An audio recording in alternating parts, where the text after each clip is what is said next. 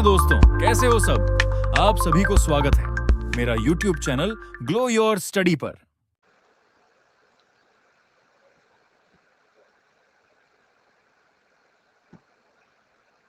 Audible please confirm करो यार, मेरी आवाज आ रही है सभी को? हाँ जी,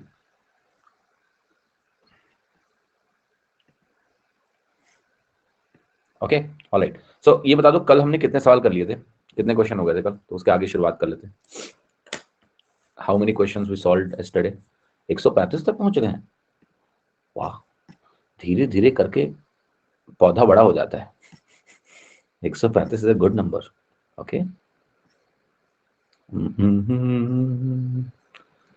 अच्छा, बाकी बैचेस, बाकी मुझे नहीं पता मैथ्स वालों कितने क्वेश्चन कराते हैं, ठीक है।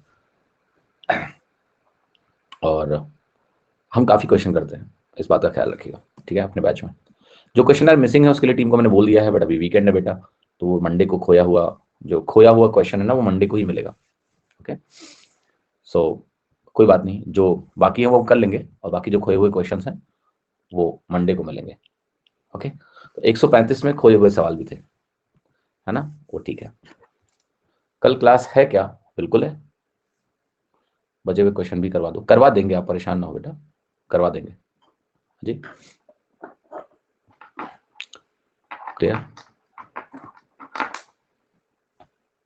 चलिए 138वां सवाल करते हैं। जो जो बीच में क्वेश्चन नंबर्स मिसिंग है ना इस पीपीटी में, वो मंडे को लेके आएंगे, मंडे को करेंगे, ठीक है। तब तक आप इसको ऐसे ही आगे बढ़ जाओ। इसमें cos a plus sine B की वैल्यू 2 है, तो हमें बताना है साइन a प्लस 2b/3 का मान क्या होगा।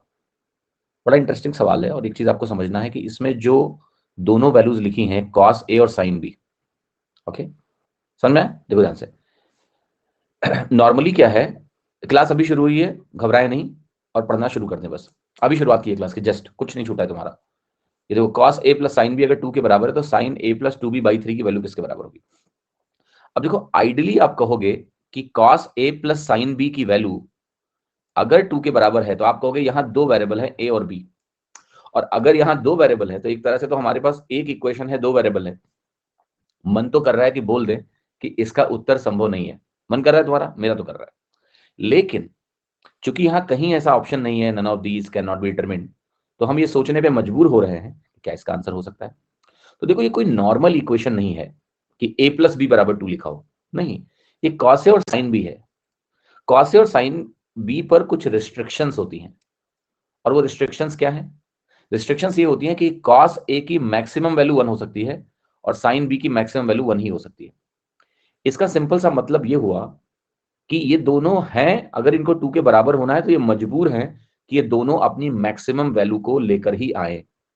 अगर कोई भी एक अपनी मैक्सिमम वैल्यू को लेकर नहीं आएगा, कोई भी एक अगर अपनी मैक्सिमम वैल्यू लेकर नहीं आया, तो ये 2 के बराबर हो ही नहीं सकता।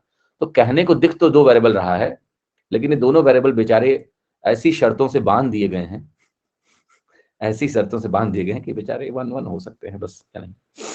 हाँ जी, जैसे कई बार होता है ना कि आपकी जैसे जॉब लगेगी अभी, तो देखना, तो आपकी मम्मी आपको कसम दे देंगी, बेटा या बेटी, शादी देखो लव मैरिज करना है कोई बात नहीं, लेकिन अपनी कास्ट में ही, कसम दे देंगे ऐसे। आप क्या करोगे तुम? अब तुम्हें मान लिया कोई पसंद भी आया और कास्ट कास्ट मान लिया सेम नहीं है, तो तुम सोचोगे तो यार माता जी ने कसम दे रखी है।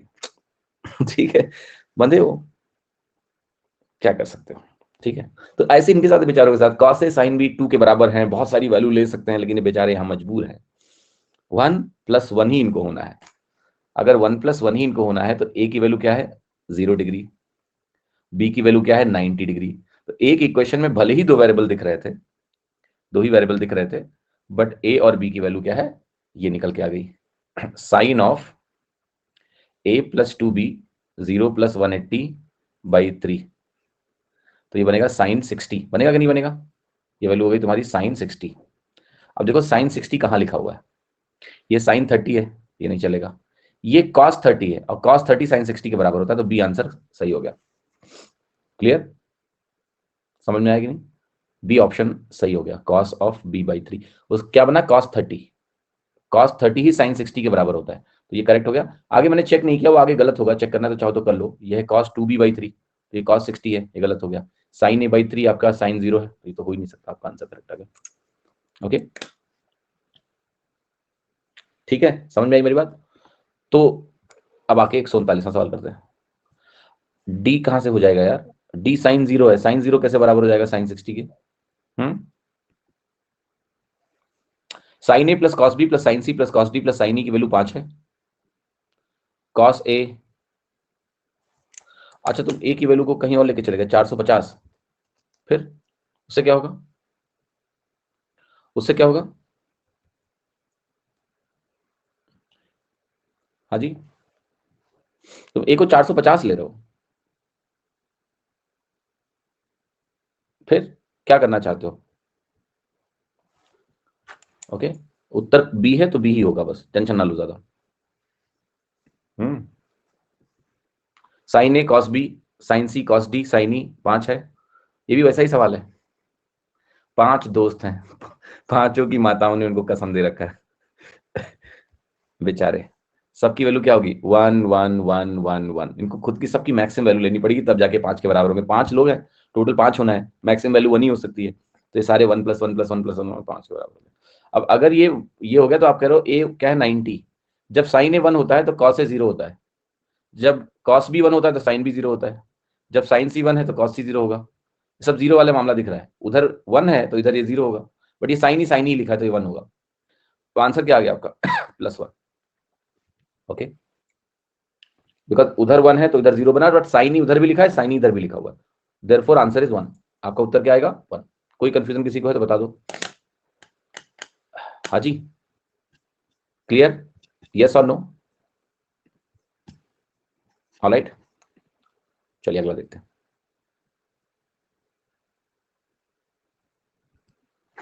अगला सवाल है आपका 9 cot square A plus cot square B plus 4 cot square C plus 2 into 12 cot A minus 2 cot B plus 6 cot C plus 50 is equal to 21। Then cot A plus cot B plus cot C की value क्या होगी? अब ये सवाल अगर आप ध्यान से देखो तो ये उस अलजेब्रा के प्रश्न से मिलता हुआ आपको लगेगा जिसमें परफेक्ट स्क्वायर बनता था, बराबर 0 हो जाता था, याद है वो इक्वेशन? बस यहाँ पर फर्क क्या है कि वो जो a square plus B square plus c square type का होता था, यहाँ पर कॉट कॉट कॉट यूज कर लिया गया, बाकी कोई फर्क नहीं है, राइट?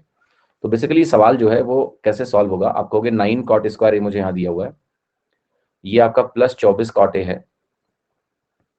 अब ये 3 cot ए का होल स्क्वायर है, और ये 3 इंटू 2 इंटू 4, तो इसमें अगर मैं 16 जोड़ दूं तो ये परफेक्ट स्क्वायर बनेगा। दूसरा जो है आपका cot square B minus 4 cot B plus 4 जोड़ दो, ये भी परफेक्ट स्क्वायर बन जाएगा। आपका है 4 cot square C plus 12 cot C. ये जो वैल्यू है इसको जरा गौर से देखिएगा, ये 2 cot सी है, और इसमें अगर आप प्लस 3 का स्क्वायर करोगे तो ये बन जाएगा, तो यानी इसमें 9 जोड़ना पड़ेगा। अब देखिएगा 9 4 13 16 29 होता है, और मेरे पास 50 माइनस 21 29 था, तो ये वैल्यू ओवरऑल क्या होगा? इफेक्टिवली इक्वल टू 0 बन जाएगा। अब सारा परफेक्ट स्क्वायर में कन्वर्ट हो गया, तो ये वैल्यू बनेगी 3 cot ए प्लस 4 का होल स्क्वायर, ये वैल्यू हमारी है cot बी माइनस 2 का होल स्क्वायर, और ये वैल्यू हमारी है 2 cot सी प्लस 3 का होल स्क्वायर, एंड ओवरऑल ये इक्वल टू 0 है। यहाँ से cot ए की वैल्यू मुझे मिल रही है -4/3, यहाँ से cot बी की वैल्यू मुझे मिल रही है 2, और यहाँ से cot सी की वैल्यू मुझे मिल रही है -3/2। ठीक है, अब जो पूछ रहा है कि इन तीनों का हमें सम बता दो, तो ये है -4/3 plus cot B is 2, cot C is -3/2। यहाँ पर आपका बनेगा 6 2, ये -8 है, ये 6 6 दूनी 12 है, -2 3 6 3 3 9, ये हो गया -5/6। ऑलराइट, तो अगर आपने अलजेब्रा वाला कॉन्सेप्ट, जैसे जब आप अलजेब्रा पढ़ोगे, जिन बच्चों ने नहीं पढ़ा उनको बता दूं, तो ये एक पैटर्न होता है, ये पैटर्न आपको वहां दिखेगा, बस उसी पैटर्न में यहाँ पर cot ए cot बी cot सी का यूज कर लिया गया है। तो अगर जिन लोगों को वो पैटर्न ध्यान है, और अगर आप उस पैटर्न को सवाल में जैसे ही समझ पाओगे, तो उसमें मैं बहुत विस्तार से समझाता हूँ कि नन ऑफ दीज ऑप्शन में अगर नहीं है, कैन नॉट बी डिटरमिन्ड किसी ऑप्शन में नहीं है, तो आप बिना परफेक्ट स्क्वायर बना के भी वैल्यूज को लिख सकते हो। जैसे आप बोल सकते हो कि भाई ये जो cot ए की वैल्यू होगी वो कैसे निकलेगी, आप यहाँ देखते हो कि 12 दूना 24 है, तो ये 12 बनता है, माइनस लगाओ क्योंकि उधर जाएगा तो माइनस होता है, तो जो भी cot ए का कोफिशिएंट हो उसको 2 से डिवाइड करके लिखो -12, और ये 9 से डिवाइड कर लो, आप सीधा लिख सकते हो इसको। आप cot बी की वैल्यू लिखने जाओगे तो आप कहोगे ये 2 दूनी 4 बनेगा, उधर जाएगा तो +4 होगा, +4 को 2 से डिवाइड करोगे 2 बनेगा, भाई कॉट स्क्वायर बी का कोफिशिएंट 1 है, 1 लिखो। फिर हम जब कॉट सी लिखने जाएंगे तो ये वैल्यू आएगी 6 दूनी 12, राइट साइड में जाएंगे तो 12 का आधा 6 होता है, माइनस साइन आएगा, और कॉट स्क्वायर सी का कोफिशिएंट 4 है तो 4। ऐसे करके आप डायरेक्टली ये वैल्यू लिख सकते हैं। जिन्होंने अलजेब्रा पढ़ा है वो इससे रिलेट कर पाएंगे, जिन्होंने नहीं पढ़ा उन्हें घबराने की आवश्यकता नहीं है। कुछ सवाल अलजेब्रा और ट्रिग्नोमेट्री का समावेश है, तो जब आप अलजेब्रा पढ़ोगे तो ये अच्छे से समझ में आएगा। इसलिए मैंने पूरा लंबा तरीका भी लिख दिया है कि किस तरह से स्क्वायर बनेगा और कैसे ये अलग अलग जीरो होंगे। अगर 3 स्क्वायर्स का सम 0 है तो अलग अलग ब्रैकेट को 0 होना जरूरी है, क्योंकि कोई भी ब्रैकेट अगर नॉन जीरो हो गया तो टोटल हमारा 0 नहीं बन सकता है, क्योंकि स्क्वायर हमेशा पॉजिटिव होता है या शून्य होता है। तो यहाँ पर भी इनको कसमें इनकी माताओं ने खिला रखा है, ठीक है, कि भैया 0 0 0 हो गए तुम लोग तभी 0 बनोगे, वरना नहीं बन पाओगे। अगर कोई भी एक पॉजिटिव हो गया तो नेगेटिव का तो स्कोप है नहीं यहाँ से आने का, स्क्वायर कभी नेगेटिव नहीं होगा, ये इक्वेशन कभी बन ही नहीं सकती है, ठीक है। Hope you all understood this. 142 number सवाल पे आ जाइए। P cos beta sine alpha के बराबर है, Q sine beta cos alpha के बराबर है। एक एक्सप्रेशन मुझे दिया गया है, उस एक्सप्रेशन का मुझे मान निकालना है, राइट। अब उस एक्सप्रेशन को अगर आप गौर से देखो तो 1 माइनस क्यू स्क्वायर और आगे लिखा है cot square alpha plus P square minus 1 और आगे लिखा हुआ है कॉट स्क्वायर बीटा, ठीक है। तो हमें किसी भी प्रकार से कॉट स्क्वायर अल्फा और कॉट स्क्वायर बीटा की वैल्यू या तो लाके यहां रखें, ठीक है, या कुछ और खेल करना पड़ेगा। तो जरा थोड़ा सा दिमाग लगाओ और सोचो कि इस सवाल को करने का क्या तरीका हो सकता है, कैसे किया जाए सवाल को। What is the method for this question. Cot square alpha और कॉट, एक चीज तो समझ में आ रही है कि हम किस तरह से कॉट स्क्वायर अल्फा और कॉट स्क्वायर बीटा की वैल्यू निकाल के रख दें और उत्तर मेरा आ जाएगा। क्या कोई और तरीका भी है, क्या वैल्यू रख के भी कुछ किया जा सकता है? जैसे 45 डिग्री, 45 डिग्री अगर हम अल्फा बीटा दोनों रख दें तो आप क्या कहोगे? आप कहोगे पी भी 1 हो गया, क्यू भी 1 हो गया, राइट। पी 1 हो गया, क्यू 1 हो गया, और पी 1 क्यू 1 हो गया तो आंसर तुम्हारा आएगा 0। अब प्रॉब्लम ये है कि ये और ये दोनों ऑप्शन 0 हो जाएंगे, ये नहीं होंगे, ये गलत हो गए। अगर मैंने अल्फा और बीटा दोनों को 45 डिग्री रखा तो पी और क्यू दोनों 1 हो जाएंगे, और पी और क्यू अगर दोनों 1 हो गए तो यहां पर क्यू को 1 रख दो, पी को 1 रख दो, ओवरऑल वैल्यू 0 आ गई। मतलब ओवरऑल वैल्यू क्या आ गई? 0 आ गई इसकी। अब 0 आंसर या तो बी होगा या डी होगा, लेकिन नीचे क्यू स्क्वायर आएगा कि नीचे पी स्क्वायर आएगा ये तो अभी फैसला नहीं हो पाया, क्योंकि दोनों ऑप्शन 0 हो गए। तो बी और डी में क्या सही हमें नहीं पता चलेगा। अब या तो हम कोई और वैल्यू रखें फिर से, और उस हिसाब से हम पी और क्यू की वैल्यू निकालें, किया जा सकता है। हमें पी और क्यू की वैल्यू को डिफरेंशिएट करना पड़ेगा। तो आप ये कह सकते हो कि हम एक वैल्यू को रखेंगे 30 डिग्री अल्फा को, और बीटा को हम रखेंगे 60 डिग्री। तो पी की वैल्यू क्या आएगी? पी कॉस बीटा यानी P into 1/2 is equal to sine alpha is again 1/2। हमने इस तरह से वैल्यू रखी है जानबूझ के अलग अलग, ताकि पी और क्यू 1 ना आए। लेकिन पी देखो अभी भी 1 आ गया, आया कि नहीं आया? यही वैल्यू आप वहां रखोगे तो भी फिर से यही होगा, क्योंकि आपने गलत तरीके से वैल्यू रख दी है। अगर बीटा 60 है और अल्फा 30 है, एक्चुअली जब जब अल्फा प्लस बीटा 90 होंगे तो साइन कॉस के बराबर हो जाएगा। तो ये वैल्यू भी कोई बहुत अच्छी वैल्यू नहीं है रखने की। आप कहोगे हम बीटा को भी 30 डिग्री ले लेते हैं, मैं कहूँगा अब ठीक है। अगर ऐसा करोगे तो ये वैल्यू आएगी √3/2, पी की वैल्यू आ जाएगी 1/√3। इन दोनों का सम 90 नहीं बनाना है। पी 1/√3 आ गया, और क्यू के बारे में अगर जाओगे तो बनेगा Q into 1/2 is equal to √3/2। Okay, अगर ऐसा होगा तो क्यू की वैल्यू क्या आ जाएगी? √3, पी 1/√3, क्यू ये आ गया। अब आप जाओ यहाँ पर 1 minus Q square cos square alpha यानी 3/4 प्लस पी स्क्वायर माइनस 1 यानी 1/3 माइनस 1, और आपको ये मिलेगा कॉट स्क्वायर बीटा, नहीं ये क्या लिखा मैंने यार, कॉट स्क्वायर अल्फा यानी कॉट स्क्वायर 30, कॉट स्क्वायर 30 यानी 3, और कॉट स्क्वायर 60, कॉट स्क्वायर 30 ये भी बनेगा, इसका मतलब भी 3, because you have taken alpha beta is equal to 30, right. Do no what, you have wasted your time here. Why? Because जब आपने 30 लिया तो पी की वैल्यू क्या है? बेसिकली tan 30 के बराबर है, और जब आपने 30 लिया तो क्यू की वैल्यू बेसिकली क्या है? cot 30 के बराबर है। तो दे नेचुरली विल बी उल्टा ऑफ एक दूसरा, ऐसे लिख के काटने की आवश्यकता नहीं है। तो ये समय जो है समय की घोर बर्बादी है, इसको आप हटा दो। सीधे tan 30 cot 30 ना, तो एक 1/√3 है और एक वैल्यू आपकी √3 है, एंड यहाँ पर फिर आपका 30 डिग्री है तो ये 3 और 3 बनेगा। अब इसको आप जरा सॉल्व करें तो ये -6 है प्लस -2 -8, -8 आ गया। अब जरा देखो किस ऑप्शन में इन वैल्यूज को रखने से मुझे -8 मिलेगा।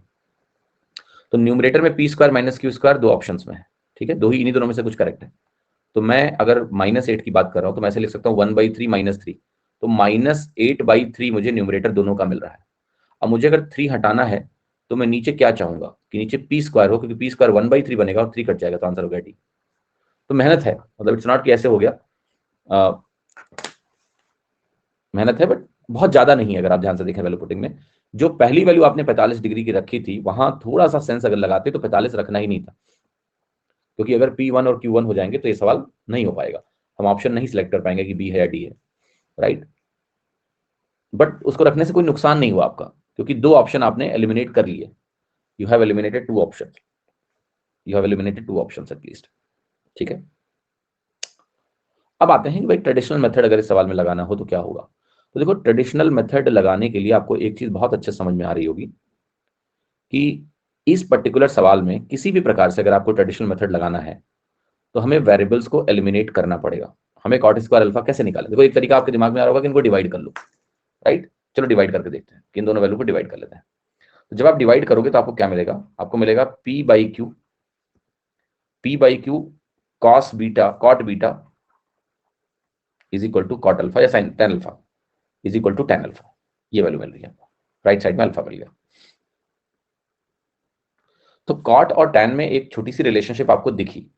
अब जैसे हमने कहा कॉट बीटा है, अब कॉट बीटा को tan अल्फा के टर्म्स में लिखा जा सकता है, और यहां ऑलरेडी मेरे पास कॉट स्क्वायर अल्फा है। तो कहने का मतलब यह है कि अगर हम ध्यान से देखें यहां पर, तो मैं ऐसा कर सकता हूं कि मैं कॉट बीटा को उठाऊं और कॉट बीटा को उठा के जाके यहां पर रख दूं, और उसको रखने से क्या फायदा हो जाएगा कि ये भी अल्फा के टर्म में कन्वर्ट हो जाएगा। लेकिन अभी भी मुझे अल्फा वाले टर्म की वैल्यू चाहिए। तो अब इसके आगे आप ये जरूर कर सकते हो कि अगर मुझे अल्फा वाला टर्म चाहिए या मुझे बीटा वाला टर्म चाहिए, कोई एक टर्म तो खोजना पड़ेगा। तो आप इन दोनों का स्क्वायर करके जोड़ दो, तो sine square alpha plus cos square alpha right side में 1 बन जाएगा, ठीक है। चलो स्क्वायर करके जोड़ते हैं इनका और देखते हैं हमें क्या मिलता है। तो अगर आपने इनको स्क्वायर करके जोड़ा तो राइट साइड 1 बनेगा, और आपको यहां से मिलेगा P square cos square beta is equal to Q square sine square beta. मिला? यस और नो? आपने स्क्वायर करके इनको जोड़ा तो ये प्लस मिलेगा, सॉरी, इज इक्वल टू 1। ये वैल्यू आपको मिल जाएगी तुरंत, इमीडिएटली, बिना किसी प्रॉब्लम के। जब ये वैल्यू मिली तो यहां से हम क्या कर सकते हैं? यहां से आप एक, आपको जैसे मान लिया निकालना है यहां से कि हम कॉट स्क्वायर बीटा निकाल लें, आपका मन है, आप साइन स्क्वायर बीटा से इस इक्वेशन को डिवाइड कर दीजिए। तो ये बनेगा P square cot square beta plus Q square is equal to cosec square beta, जो कि हम लिखेंगे 1 प्लस कॉट स्क्वायर बीटा। यहां से आपको मिलेगा कॉट स्क्वायर बीटा का मान is equal to 1 minus Q square बटे 1 माइनस क्यू स्क्वायर बटे पी स्क्वायर। यस और नो? -1। ये वैल्यू आपको मिलती हुई दिख रही होगी कि कॉट स्क्वायर बीटा की वैल्यू इसके बराबर हो गई। यस और नो? से यस, यहां ये बात चलो क्लियर हो गई। अब यहां से आपकी कहानी थोड़ी सी सिंपल होगी, क्योंकि P square minus 1 cot square beta इस एक्सप्रेशन में लिखा हुआ है। देखो, आपको चाहिए एक्सप्रेशन, यहां P square minus 1 cot square beta है। दूसरा जो टर्म बच रहा है कि ये वैल्यू हमारी 1 माइनस क्यू स्क्वायर के बराबर है, this value is equal to 1 minus Q square. तो हम इस एक्सप्रेशन को 1 माइनस क्यू स्क्वायर से रिप्लेस कर सकते हैं। कर सकते हैं कि नहीं कर सकते हैं? ठीक है। अब आप अगर इसको दूसरे तरीके से करें कि अब मैं किसी भी प्रकार से अल्फा वाले टर्म्स की वैल्यू निकालना चाहता हूं, तो मैं कॉट स्क्वायर बीटा को रिप्लेस कर सकता हूं पी स्क्वायर माइनस 1, आप इधर लिखो, और कॉट स्क्वायर बीटा अगर आप यहां से निकालोगे तो बनेगा क्यू स्क्वायर बटे P square tan square alpha is equal to 1 minus Q square. ध्यान से देखिए आप, अगर मैं इस tan स्क्वायर अल्फा को उधर लेके जाऊं तो क्या मिलेगा मुझे? 1 minus Q square cot square alpha is equal to p square minus 1 into q square बटे P square. Is it true और नॉट? यस। और मुझे करना क्या है? मुझे अब दोनों इक्वेशंस को जोड़ देना है, क्योंकि इसका मुझे इससे सम निकालना है। So I have to just add up both the equations. Yes और नो? यस। और अगर आप उन इक्वेशंस को जोड़ोगे तो आपका आंसर आएगा। जोड़ लो, ये इक्वेशन को आप इस इक्वेशन से जोड़िए और आपका आंसर आपको मिलेगा। तो पी स्क्वायर को आप एलसीएम ले लो नीचे, ये बनेगा P square Q square minus Q square, ये मिलेगा P square minus P square Q square, P square Q square cut जाएगा, न्यूमरेटर में बचेगा P square minus Q square बटे पी स्क्वायर। बड़े लंबा तरीका है, रिलेटिवली लॉन्गर है। आपकी वैल्यू पुटिंग इस पर्टिकुलर क्वेश्चन में अच्छा काम कर रही है, जल्दी से उत्तर आ रहा है आपका, देन कि आप इस मेथड से आगे बढ़े, इन दोनों को जोड़ दो सीधे, बस आंसर आ जाएगा आपको, जो आपको लाना है वो आपको मिल जाएगा। ठीक है, नेक्स्ट क्वेश्चन देखते हैं, question number 144। P square minus 1 कैसे आया? कैसे आया बेटा? एक घर पे आराम से इत्मीनान से करना, सब सामने लिखा हुआ है कैसे आया है। ठीक है, यहां जब कॉट स्क्वायर बीटा को तुम इधर लाओगे ना, कॉमन लोगे, तो पी स्क्वायर माइनस 1 बनेगा। तो ये जो पेज पे लिखा हुआ है इसको वेरीफाई घर पे कर लेना आप अच्छे से। ठीक है, क्योंकि इसमें कुछ रॉकेट साइंस नहीं है, उसमें टाइम वेस्ट नहीं करेंगे। कैसे आएगा आप घर पे देख लेना इसको, एक बार सुनोगे मेरी बात दोबारा तो समझ में आ जाएगा। Sec theta plus cosec theta की value A sec theta into cosec theta के बराबर है। Sine theta plus cos theta की value B sine theta cos theta के बराबर है। आपको बताना है relation between A and B क्या है, ए और बी के बीच का रिलेशन क्या है। थीटा का मान सोचते सोचते तो ज्यादा टाइम लगेगा ना, क्यों ज्यादा टाइम लगेगा? ऐसा सोचा ही नहीं हमने कुछ। बेटा देखो, थीटा का मान सोचते सोचते ज्यादा टाइम लगेगा, जितना टाइम लगेगा उसका 3 गुना टाइम ये करने में लगेगा। तो हमेशा जो फ्रेमवर्क्स होते हैं ना, उनका कंपैरिजन करना जरूरी है। अगर ये सवाल 2 लाइन का होता तो मैं कहता हाँ ठीक है, थीटा सोचने में जो टाइम गया वो नहीं लगा, वो निकाल लो। ये 2 लाइन का सवाल नहीं है, ये ट्रेडिशनली सवाल करने में ना 3 गुना टाइम ले लेगा जितना टाइम तुम वैल्यू से ले रहे हो। हमने कौन सा कमाल की वैल्यू सोची है यार, हम यही करें बस अल्फा बीटा को ऐसा मत लो कि बराबर हो जाए, क्योंकि अगर वो बराबर हो गए तो पी और क्यू 1 हो जाएगा, और पी और क्यू 1 हो गया तो ये 0 हो जाएगा, और 0 2 आंसर बन जाएगा। पी क्यू बराबर नहीं हो सकता, ऑप्शन देख के देखो, P square minus Q square है। अगर पी क्यू बराबर हुए तो 2 ऑप्शन 0 हो जाए, आप ऑप्शन से शुरू कर सकते हो। तो पी क्यू बराबर नहीं करना है, वो वाला थीटा रखना है हमको। तो फिर क्या है, फिर तो तुम्हारा जो मन आए रखो, तुम अल्फा को 45 रख लो, मेरे को दिक्कत नहीं है, तुम बीटा को बस 45 मत रखो। 45 में 90 बन जाता है, वही कांड हो जाता है। 30-60 में 90 बन जाएगा, 90 बनेगा, दोनों बराबर हो जाएंगे, पी क्यू 1 हो जाएंगे। लेकिन बाकी 30-30 रख लो, कोई दिक्कत नहीं है, 60-60 रख लो, कोई दिक्कत नहीं। और जब एग्जाम की बात करें तब तक तुम थोड़ा बेहतर भी तो हो जाओगे, तुम्हारी जो हालत आज है वो थोड़ी ना रहेगी, थोड़ा वैल्यू पुटिंग में भी थोड़ा एफिशिएंसी आ जाएगी, चीजें अभी तो कॉन्सेप्ट पढ़ रहे हो तुम खाली, उस टाइम तक तो आप थोड़ी प्रैक्टिस कर चुके होगे, समझ विकसित हो चुकी होगी, समझे कि नहीं? तो वो थोड़ा ना हाल होगा तुम्हारा इतना बुरा जितना आज है। ठीक है, sec plus cosec A sec theta into cosec theta है, sine theta plus cos theta B sine theta cos theta है। आपको रिलेशन निकालना है ए और बी के बीच का, find the relation between A and B. Expression देख के महसूस हो रहा है क्या कर सकते हैं, क्या कर सकते हैं? थीटा एलिमिनेट करना है।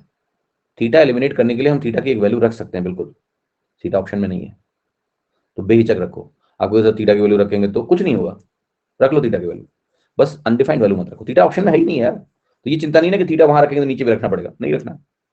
तो थीटा की वैल्यू 0 डिग्री नहीं रख सकते, क्योंकि आपको पता है क्या समस्या है, कोसेक मौजूद है, 90 नहीं रख सकते, सेक मौजूद है, 45 डिग्री रखो।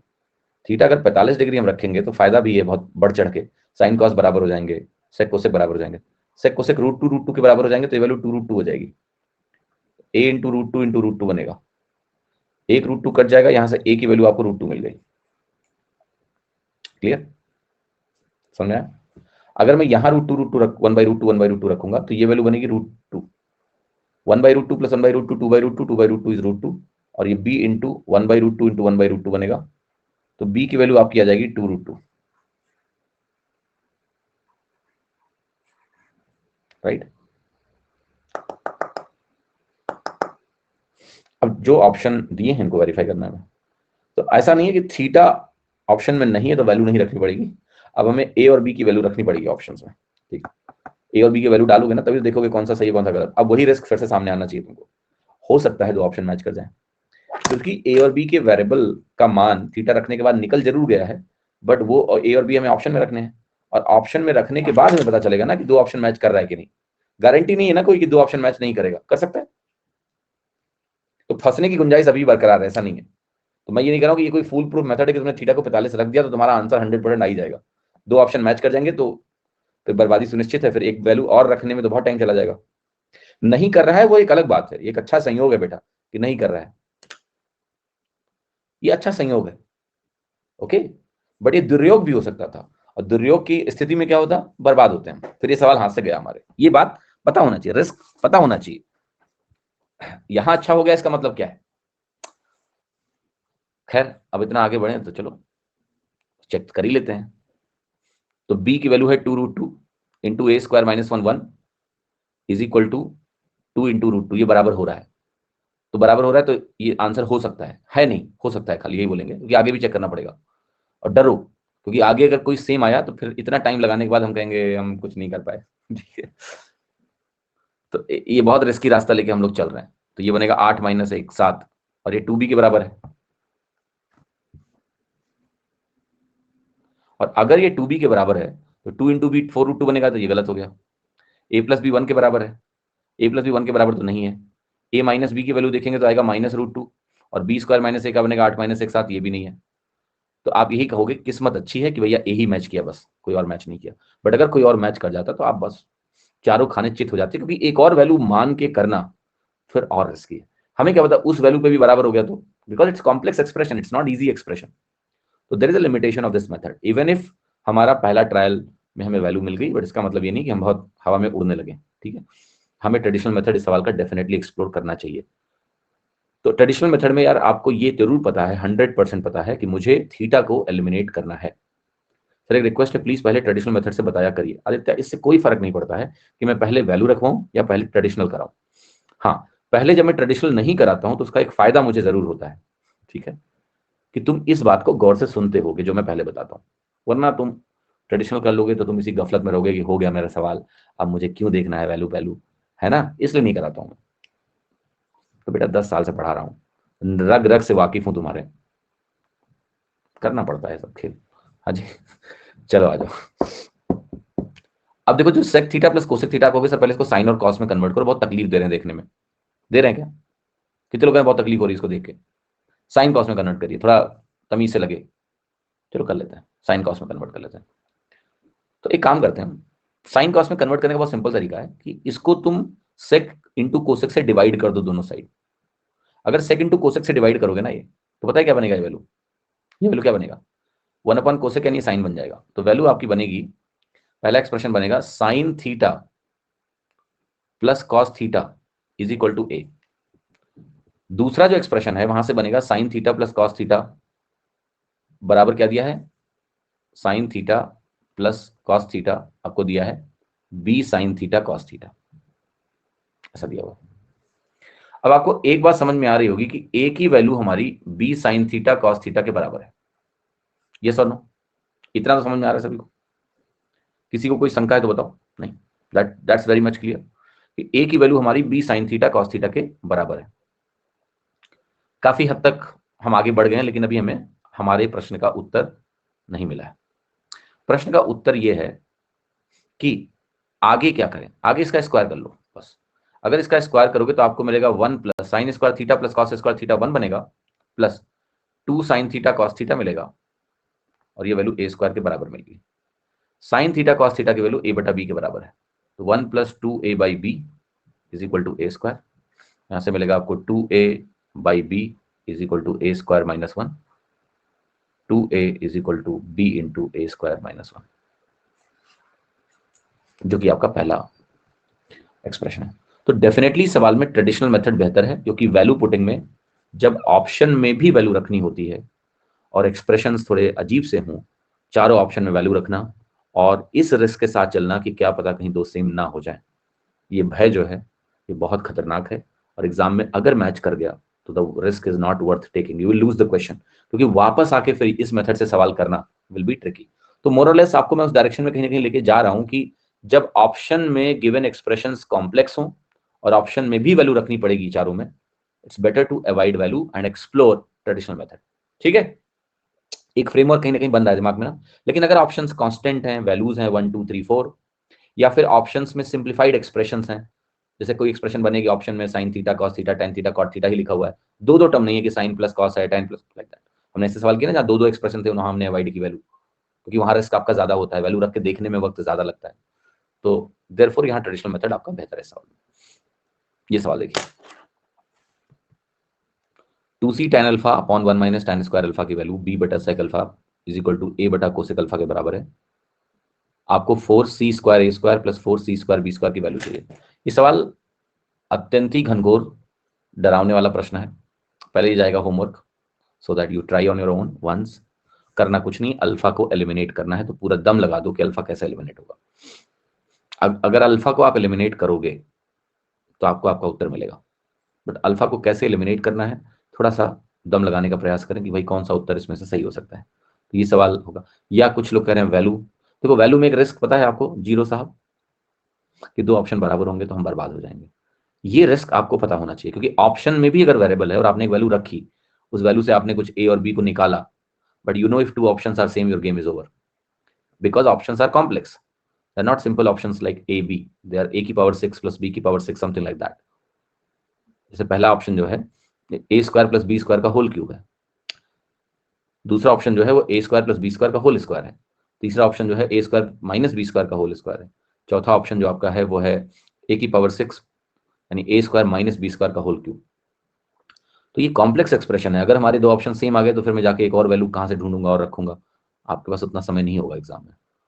तो मेरिट है कि इस क्वेश्चन को ट्रेडिशनली किया जाए, क्योंकि वहां श्योर शॉर्ट कम से कम आंसर तो मिलेगा, टाइम जाएगा बट उत्तर आएगा। वैल्यू में हमें नहीं पता है कि वैल्यू डाल के हमारे दो ऑप्शन सेम बनेंगे या नहीं बनेंगे, रिस्क है, ठीक है।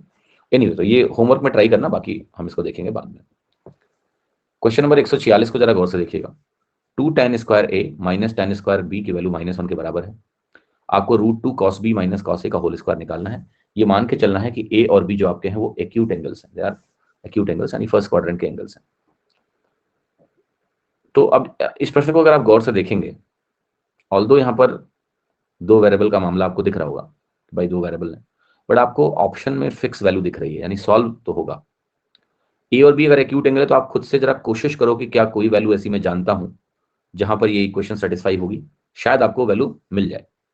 कुछ लोग कह रहे हैं 45 डिग्री, 45 डिग्री बेटा गलत है, क्योंकि 45 डिग्री अगर ए और बी आपने दोनों को मान लिया 45 डिग्री, तो आंसर +1 आना चाहिए। 135 इसलिए नहीं मानना है विराट जी, क्योंकि सेकंड क्वाड्रेंट में नहीं जाना है, दोनों एक्यूट एंगल्स हैं, एक्यूट एंगल 90 से छोटे होते हैं। किसी ने कुछ खोजा, कोई वैल्यू खोजी? 30 डिग्री, 30 डिग्री पे पहला बन जाएगा 2/3, अगला बन जाएगा 3, ये भी काम नहीं करेगा। इट्स नॉट, एक सेकंड रुकिए, एक सेकंड रुकिए, एक कोई आया, मैं देख के आता हूँ। गेट पे आप ट्राई करो सवाल को।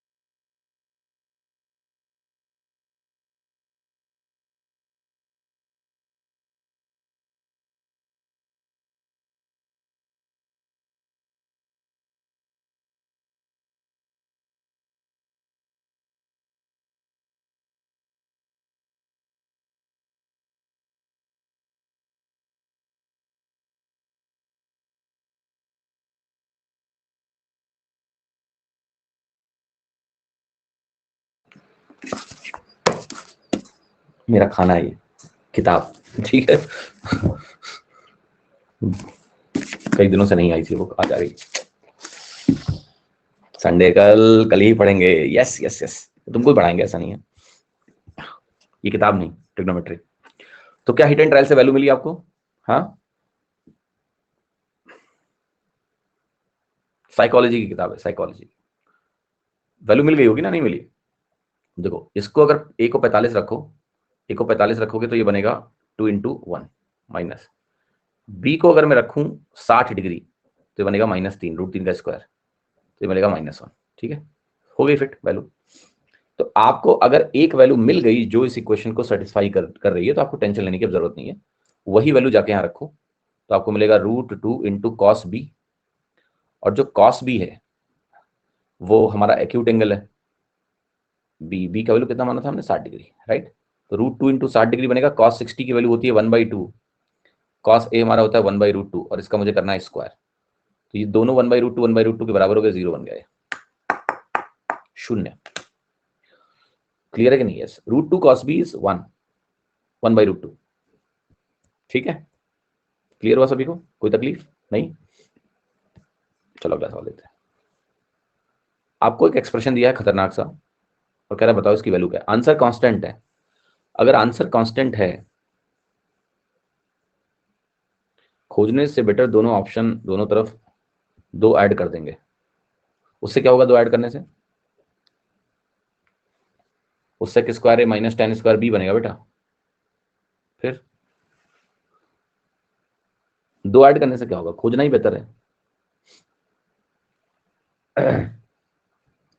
बात मेरी समझ में आ रही है? ओके। लेकिन पता है इंटरेस्टिंग पॉइंट क्या था इस सवाल में? इस सवाल में सिर्फ एक ही सॉल्यूशन नहीं था, सॉल्यूशन और भी थे, बट आपको टेंशन नहीं लेना था। क्योंकि अगर एक कंडीशन हमारी एक सेट ऑफ वैल्यू पे मीट हो गई, जो हमने ढूंढी, जो हमें सबसे पहले दिखी, उस वैल्यू से मेरा उत्तर आएगा। It has to come. For example there is one more solution कि आप ए को 0 डिग्री ले लें और बी को 45 डिग्री ले लें। लेकिन बताए प्रॉब्लम क्या है इस वैल्यू में? Ideally this value is not allowed. Okay, not allowed, because acute angle में ए 0 डिग्री इंक्लूडेड नहीं है। तो that is why I did not discuss this value, but you can take it. How you can take it, इसकी बात कर लेते हैं आपसे। देखो 0 डिग्री का जो एंगल है, समझना इस बात को, जो एक्यूट की डेफिनेशन है उसमें 0 डिग्री आता ही नहीं है। क्योंकि हम कहते हैं कि पहली बात तो वो एंगल कुछ तो हो, सम पॉजिटिव वैल्यू को ही हम बोल सकते हैं एक्यूट एंगल है, नहीं निगेट। ऐसा तो नहीं कि हम 0 डिग्री को क्या बोलते, 0 डिग्री का एक्यूट एंगल नाम नहीं होता है। 0 से 90 डिग्री को हम राइट एंगल बोलते हैं। 90 से बड़ा, 180 से छोटा, उसको हम क्या बोलते हैं? हम उसको बोलते हैं ऑब्ट्यूस एंगल। तो समस्या क्या है 0 डिग्री के साथ कि 0 डिग्री को एक्यूट की डेफिनेशन में 0 डिग्री आता नहीं है। तो अब उन्होंने जो कंडीशन दी है, बेसिकली उनको यह बताना था कि आपको पहले क्वाड्रेंट में रहना है। एक दायरा इन्होंने सेट किया। अब उस दायरे में जो 0 डिग्री है वो बेचारा छोड़ना पड़ेगा तुमको। बट ऐसे सवालों में यह मतलब नहीं होता है कि ए को आप 0 डिग्री नहीं ले सकते हो, ले सकते हो। इट्स ऑल अबाउट कि उन्हें कंडीशन लिखने के लिए लिखना था कि भाई ए बी एक्यूट एंगल है, ताकि आप पहले क्वाड्रेंट में ही घूमो। बट इसका मतलब ये नहीं है कि ए 0 डिग्री अलाउड नहीं है। भैया अगर ए 0 डिग्री और बी 45 डिग्री रखने से मेरा क्वेश्चन सेटिस्फाई हो रहा है, ये इक्वेशन अगर मेरा सेटिस्फाई हो रहा है और उस पे इसकी वैल्यू निकल पा रही है, तो वही आंसर है, वही आंसर है। तो आप 0 45 रख सकते हो और देख लो निकाल के। 0 रखोगे तो √2 बनेगा। इसको आप जरा 45 रखिए, क्या वैल्यू आएगी? इसको हमने कहा कि ये वैल्यू √2 है। बी को हमने 45 डिग्री रखा तो √2 इंटू 1/√2 बन गया, और माइनस ये 1 बन गया, इसका स्क्वायर निकाला, ये भी 0 है। It has to be correct, but you need to understand कि ट्रिग्नोमेट्री में अगर उनको कंडीशन देनी है, तो कंडीशन देने के लिए वो जब एक्यूट लिख रहे हैं तो वो चाहते नहीं है 0 को छोड़ना, लेकिन एक्यूट लिख के वो 0 अपने आप छूट गया है। बिकॉज अगर एक्यूट लिखेंगे तो 0 उनके हिसाब से कंडीशन में नहीं आएगा। But otherwise you can take, अगर वो इक्वेशन हमारी सेटिस्फाई हो रही है बेटा, तो we can take it, that's not a problem. ठीक है, क्लियर हुआ कि नहीं? बट स्टिल मैं आपको नहीं कह रहा हूं कि आप कोई कंफ्यूजन पालें। अगर आपको लगता है कि उसने एक्यूट बोला और हमें उसकी बात ही मान के चलनी है, इसलिए मैंने आपके लिए ये वैल्यूज ली थी, जहां पर आप ये क्वेश्चन ना उठाएं कि भाई 0 एक्यूट नहीं है। ठीक है, समझ में आया कि नहीं? कितने लोगों को मेरी बात समझ में आ रही है? ये सर नो? हाँ जी सर, एक बार डाउट देखिए प्लीज। डाउट में यार मुझे तुम्हारा कोई डाउट ही नहीं दिख रहा है, गया भी 2 बार लौट आया। अच्छा इधर कुछ बता रहे हो तुम? नहीं देखिए, मैं ये मना नहीं कर रहा हूं कि आप इसको ट्रेडिशनली प्रूफ नहीं कर सकते हैं, राइट? ट्रेडिशनल प्रूफ किया जा सकता है सवालों का, लेकिन पता है क्या, मैं आपको एक रीजन बताता हूं क्यों मैं इस अप्रोच को यहाँ डिस्कस कर रहा हूं। मैं इसमें ट्रेडिशनल डिस्कस नहीं कर रहा हूं।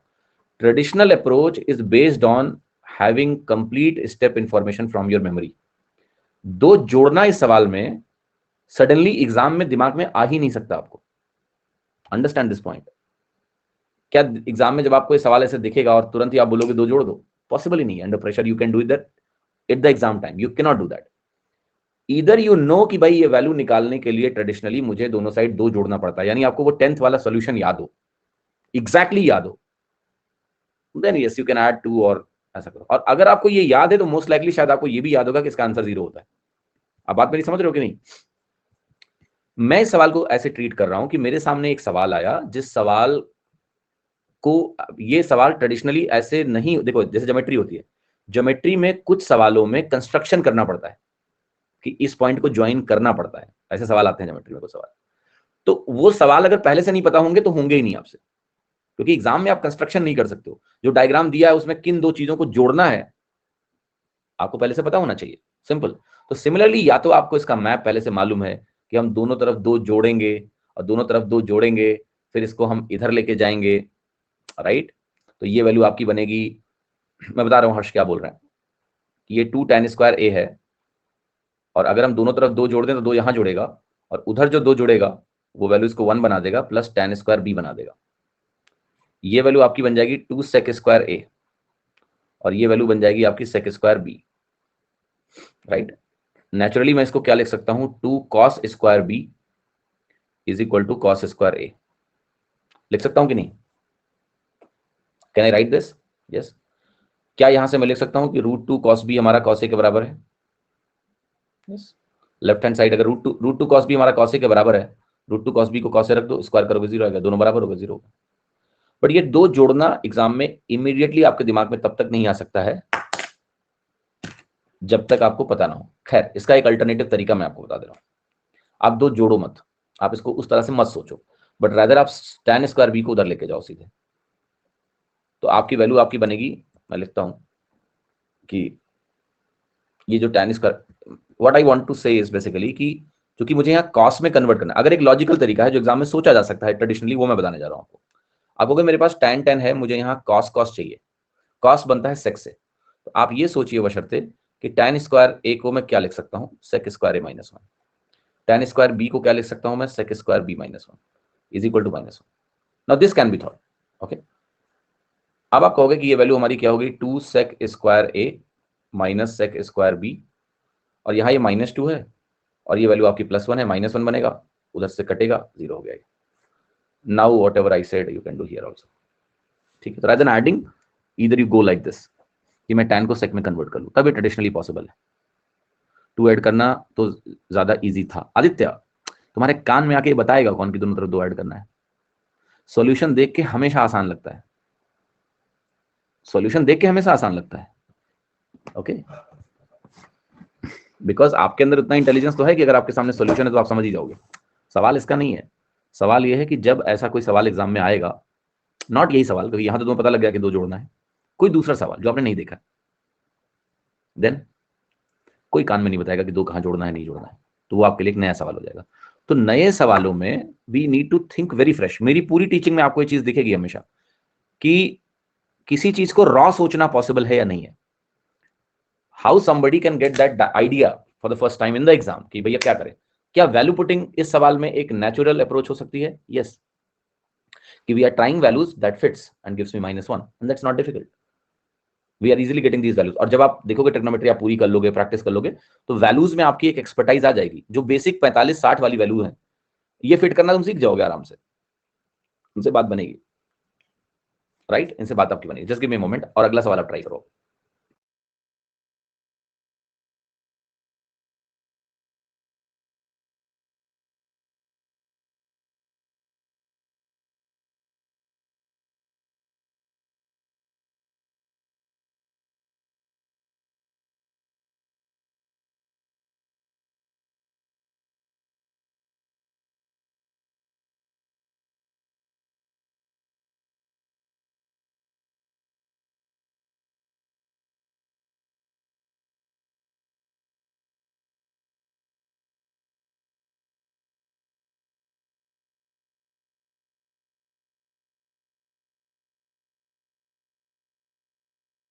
हाँ जी, इस सवाल का उत्तर है कुछ,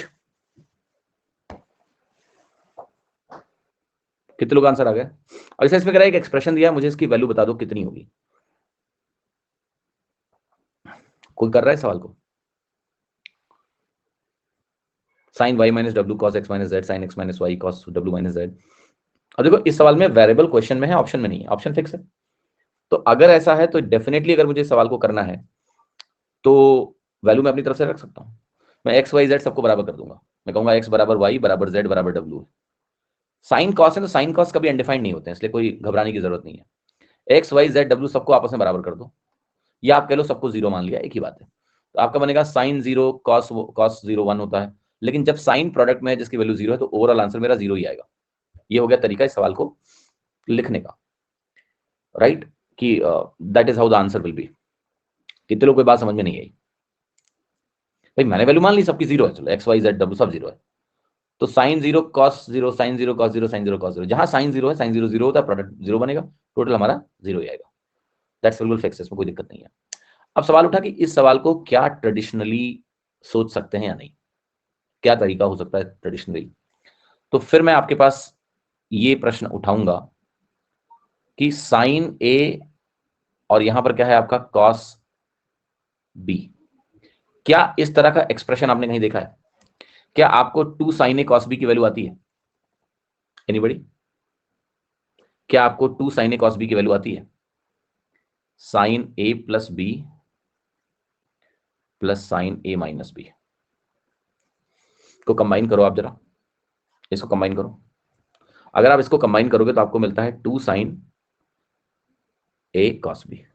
तो इसेंशियली अब इसमें आपको सारे एक्सप्रेशंस को इस तरीके से लिखना पड़ेगा। Okay, two sine A cos B sine A plus B plus sine A minus B हमने लिखा हुआ है, अगर आपको ध्यान हो, यहीं से तो हमने डिराइव किया था वो पूरा सी प्लस डी वाला फॉर्मूला।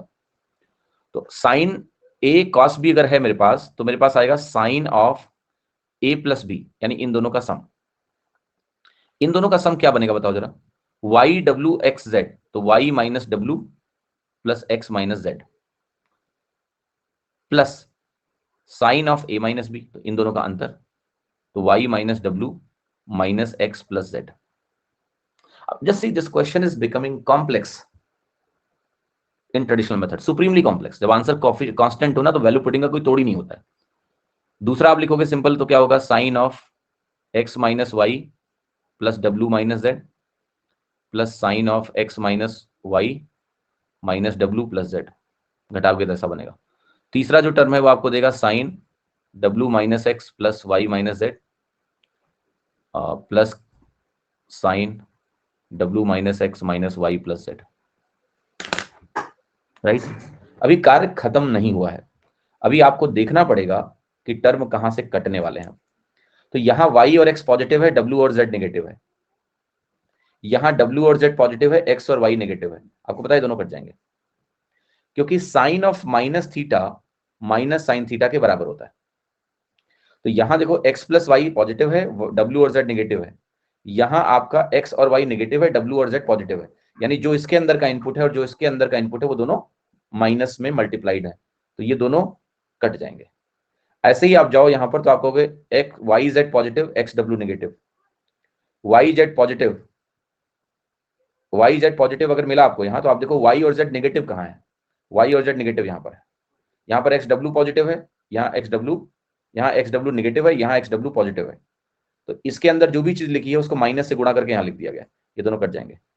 सिमिलरली यहाँ एक्स जेड पॉजिटिव है, तो यहाँ देखो एक्स जेड नेगेटिव है, यहाँ डब्ल्यू वाई नेगेटिव है, यहाँ डब्ल्यू वाई पॉजिटिव है। तो इसके अंदर का जो इनपुट है और इसके अंदर का जो इनपुट है वो सिर्फ माइनस से मल्टीप्लाई करके लिखा हुआ है, ये कट जाएंगे। आंसर आ गया 0। बट आप देखो ट्रेडिशनली ये सवाल बहुत ज्यादा टाइम कंज्यूमिंग है, ये फॉर्मूला पता होना बहुत जरूरी है। पहली बात तो इस फॉर्मूले की यूटिलिटी आपने देखी, यहाँ यूज हो रहा है ट्रेडिशनली अगर ये सवाल करना है तो, और that is how you have to solve. How many of you get it? समझ में आ गया? ठीक है, क्लियर हो गया? तो इम्पॉसिबल नहीं होता है सवालों को ट्रेडिशनली करना, हर सवाल ट्रेडिशनली किया जा सकता है, बट डिपेंड करता है कि समय का जो कंपैरिजन है कि वैल्यू रखना, और वैल्यू रखना यहाँ बहुत आसान है क्योंकि आंसर कांस्टेंट दिया हुआ है। तो जो सवालों में आंसर कांस्टेंट दिया हो, फिक्स वैल्यूज दी हो, और क्वेश्चन में एक एक्सप्रेशन दिया है, वहां वैल्यू रखो, क्योंकि वैल्यू रखने के लिए तुम फ्री हो, बस अनडिफाइंड नहीं करना है, और जो आंसर आएगा वही तुम्हारा आंसर हो जाएगा। अगला सवाल देखिए, इंटरेस्टिंग सवाल है, अगेन देखना ध्यान से। यहाँ वैल्यू पुटिंग में थोड़ा सतर्कता आपको क्यों रखनी है, क्योंकि अगर आप थीटा की वैल्यू ऊपर रख भी दोगे तो आपको ए की वैल्यू मिलेगी और बी की वैल्यू मिलेगी, फिर उस ए बी की वैल्यू को आपको हर ऑप्शन में रखना पड़ेगा और मैच करना पड़ेगा। ठीक है, कि कौन सा स्टेटमेंट करेक्ट हो रहा है। व्हाट इफ की ए और बी की उस वैल्यू से दो ऑप्शन मैच हो जाए? हो सकते हैं भाई, डिफरेंट डिफरेंट एक्सप्रेशन ही तो है।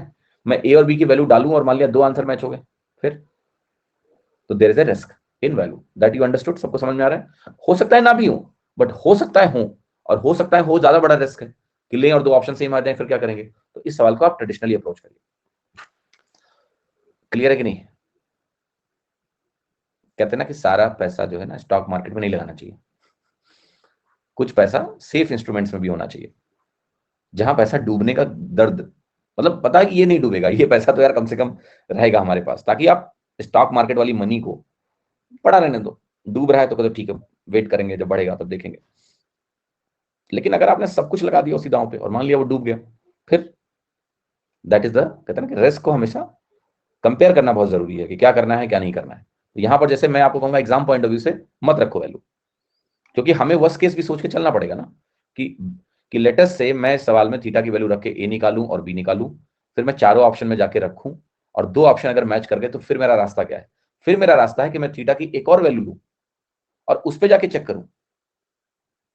वहां भी कोई 100% गारंटी थोड़े ना है कि मैच नहीं कर सकता, रिस्क है ना। तो चलो अब एक काम करते हैं, अब इसको ट्रेडिशनली ही सॉल्व करेंगे। तो हम सबसे पहले ए की वैल्यू को निकालेंगे। ए आपको मिलेगा 1 प्लस कॉस थीटा बटे 1 अपॉन साइन बनेगा, बनेगा कि नहीं? ये 1 अपॉन साइन बनेगा ना कोसेक। तो जो 1 अपॉन साइन है उसको इसेंशियली हम बोले यहां मल्टीप्लाई हो जाएगा साइन थीटा और यहां पर आपकी वैल्यू कॉस थीटा है। क्लियर? तो ये एक्सप्रेशन बेसिकली क्या है आपको पता है, साइन बटे कॉस होता है ten theta plus cos cos से कटेगा साइन थीटा। ए की वैल्यू आपकी ये है sine theta plus tan theta. Similarly अगर मैं बी की वैल्यू की बात करूं तो क्या फर्क है, बस यहां माइनस हो रहा है, तो ये वैल्यू बन जाएगा ten theta minus sine theta. इसके अलावा कोई फर्क है? नहीं, नो फर्क। अब एक इंटरेस्टिंग पैटर्न आप देखना, हर ऑप्शन को वेरीफाई करने के लिए मुझे ए इंटू बी तो निकालना ही निकालना है, चाहे बाद में रूट करना है, बट ए इंटू बी निकालना ही निकालना है। तो सबसे पहले हम ए इंटू बी निकाल लेते हैं और ए इंटू बी की वैल्यू बनेगी tan square theta minus sine square theta. ये हमारे ए इंटू बी की वैल्यू है, टेन स्क्वायर थीटा इंटू, जब आप ये करोगे ना tan theta plus sine theta into tan theta minus sine theta, तो अल्टीमेटली ए इंटू बी की वैल्यू आपकी ये बन जाएगी। Is it clear to everyone और नॉट? ये सभी को क्लियर हुआ कि भाई ए इंटू बी की वैल्यू हमारी आ रही है। अब चलो एक बात बताओ कि a माइनस बी की वैल्यू अगर मैं निकालूं तो a माइनस बी की वैल्यू क्या आएगी? a माइनस बी की वैल्यू अगर आप ध्यान से देखें तो आपकी आ रही है टू टेन थीटा। ये a इंटू बी के बराबर नहीं है, sorry, a minus b is two sine theta. ये वैल्यू टू साइन थीटा के बराबर नहीं है, राइट? ऐसे ही a प्लस बी आपका टू टेन थीटा है, ये भी बराबर नहीं है। Then what to do? अब हमारे पास दो ऑप्शन बचे, इधर हम a square plus B square के रूट में जाएं, तो a square plus B square आप खुद ही देख लो, अगर आप स्क्वायर करके जोड़ दोगे a square plus B square तो आपको twice of tan square theta plus sine square theta मिलेगा। ये भी बराबर नहीं हो सकता, आंसर तो बी ही बनेगा जो बचाएगा। अगर आपको पूरी तरह से देखना है शिद्दत के साथ सर दिखाओ करके, a square minus b square जरा सोचिए क्या बनेगा आपका। अगर आप a square minus b square करेंगे तो यहाँ tan square theta sine square theta कटेगा, आपकी वैल्यू बचेगी two tan theta sine theta. नहीं, बस मुझे देखना है ये वैल्यू और फर्दर सिंप्लीफाई होकर क्या दे सकती है। तो आप कहोगे यहां से मैं साइन स्क्वायर थीटा कॉमन ले सकता हूं, तो ये वैल्यू पता है आपको sec square theta minus one बन जाएगी, जो कि tan स्क्वायर थीटा के बराबर होता है। तो tan square theta minus sine square theta, sine square theta into tan square theta के बराबर होता है। अब इसकी वैल्यू हमारी two tan theta sine theta है, जो कि आपका स्क्वायर रूट लोगे, फोर का स्क्वायर रूट लोगे, सॉरी ये फोर लिखना चाहिए मुझे, टू क्यों लिखा मैंने, जब आप करोगे ना वो A square minus b square तो फोर बन जाएगा एक्चुअली। हाँ, और ठीक है यहाँ फोर आ गया, फोर रूट बी के बराबर होगा। That is how this question should be done. The good thing is A into B हर सवाल के लिए मुझे चाहिए ही चाहिए, ए इंटू बी मुझे हर सवाल के लिए चाहिए, हर ऑप्शन को चेक करने के लिए चाहिए। तो ए इंटू बी हमने निकाला पहले, फिर ए माइनस बी फटाक से रिजेक्ट हो गया, ए प्लस बी फटाक से रिजेक्ट हो गया, even a square plus B square reject हो गया। Then quickly we can figure out कि बी ऑप्शन करेक्ट है। तो ट्रेडिशनली इतना लंबा नहीं इतना दिख रहा है, वैल्यू में रिस्क है, यहाँ कोई रिस्क नहीं है एटलीस्ट। ठीक है, तो आपको एग्जाम में ये भी ख्याल रखना है ना कि हम नंबर लूज ना करें, ऐसा ना हो कि हम कोई तरीका अख्तियार करें और उसमें गहरे उतर जाएं और फिर सॉल्व भी ना कर पाए। क्योंकि होता क्या है मैं बताऊं आपको, इसके बारे में मैंने कई बार बात करी होगी, संकेन कॉस्ट फैलेसी एक शब्द होता है। तो हमारा दिमाग क्या करता है, ये एक तरह का कॉग्निटिव बायस है। ओके, अंडरस्टैंड, जैसे होता नहीं कि लोगों के रिलेशनशिप्स में क्या होता है, रिलेशनशिप चली कुछ टाइम तक, फिर ब्रेकअप हो गया।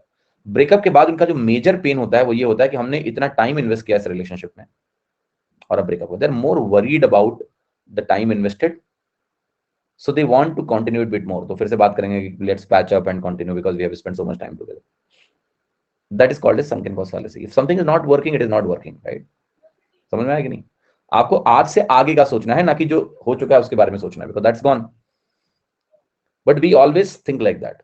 ओके, ऐसा ही होता है कि लोग जब लॉटरी खेलने जाते हैं और लॉटरी में लेट से वो हार गए, पहले they will put more money because now they want to win that money back. Actually में अगर आप एक बार आपने कोई कोई कुछ भी ऐसा गेम खेला गैम्बल टाइप का और आप हार गए, तो वो एक सेपरेट इवेंट थी। अब आपका अगला जो इवेंट है, you have a choice not to go ahead कि भैया नहीं करना, छोड़ दो, हो गया, वो इवेंट जा चुकी है। बट लोगों का ये सर संकन कॉस्ट फैलेसी, एक बार पैसा लगाया डूबा, आप चलो उसको भी रिकवर करेंगे यहाँ से ठीक, वो भी डूब सकता है। सिमिलरली क्या होता है, जब आप वैल्यू रखोगे और आप बिना ज्ञान के वैल्यू रख रहे हो और आपकी दो ऑप्शन मैच कर जाएंगे, आप पता क्या करोगे, आप दूसरी वैल्यू भी रखोगे, क्योंकि आपको ये लगता है कि मैंने सवाल में थोड़ा टाइम इन्वेस्ट किया है, तो थोड़ा और टाइम देते हैं, आंसर निकला है। इसको सेकंड कॉस्ट फैलेसी। तो देयरफॉर कई बार ऐसा होता है कि आप एक सवाल में 5 मिनट दे बैठोगे एग्जाम में, ऐसा लगेगा कि आपका खुद के ऊपर कंट्रोल ही नहीं है, आप चाहकर भी उस सवाल से निकल नहीं पा रहे हो। You are just giving more and more time to that question, क्योंकि आपके दिमाग में वो सेकंड कॉस्ट फैलेसी काम कर रही है कि यार हमने 1 मिनट ऑलरेडी लगा दिए हैं, अब इसको तो निकालना ही निकालना है, तो 1 मिनट और लगा दिए, फिर 1 मिनट और लगा दिए, हो जाता है ऐसा। You have to just think कि भैया जो सवाल जहां नहीं निकल रहा है, leave it and go to the next question, because there is new opportunity there. ये मत सोचो कि इसमें टाइम गया तो फिर इसको करना ही करना, बिल्कुल भी नहीं, छोड़ के आगे बढ़ो तुरंत।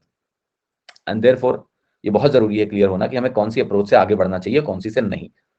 ये सवाल देखिए ध्यान से, एक ही वेरिएबल यहाँ पर है ए आंसर में देख लो कांस्टेंट है, तो बड़ा मजेदार सवाल है। आप ए की वैल्यू डालो, पी और क्यू निकालो और रखो और आंसर ले लो।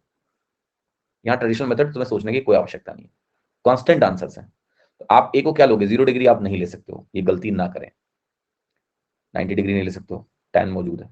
0 इसलिए नहीं ले सकते कि बेसिकली ये 1/0 बन जाएगा। 90 इसलिए नहीं ले सकते क्योंकि यहाँ tan लिखा हुआ है, tan 90 चलेगा नहीं। 45 डिग्री सबसे बढ़िया आंसर लग रहा है। 45 डिग्री अगर आपने लिया तो ये 1 - 1 बनेगा, पी की वैल्यू आपकी 0 हो जाएगी, और 45 डिग्री पे ये 1/√2 + 1/√2 2/√2 बनेगा, जो कि √2 होता है। अब p² + 4 तो 4 ही हो गया। q² -1 की बात करेंगे तो ये 2 - 1 1 बनेगा। आपका आंसर क्या आ गया, 4। बी ऑप्शन आपका B4 is the right answer, that's absolutely correct answer. ठीक है,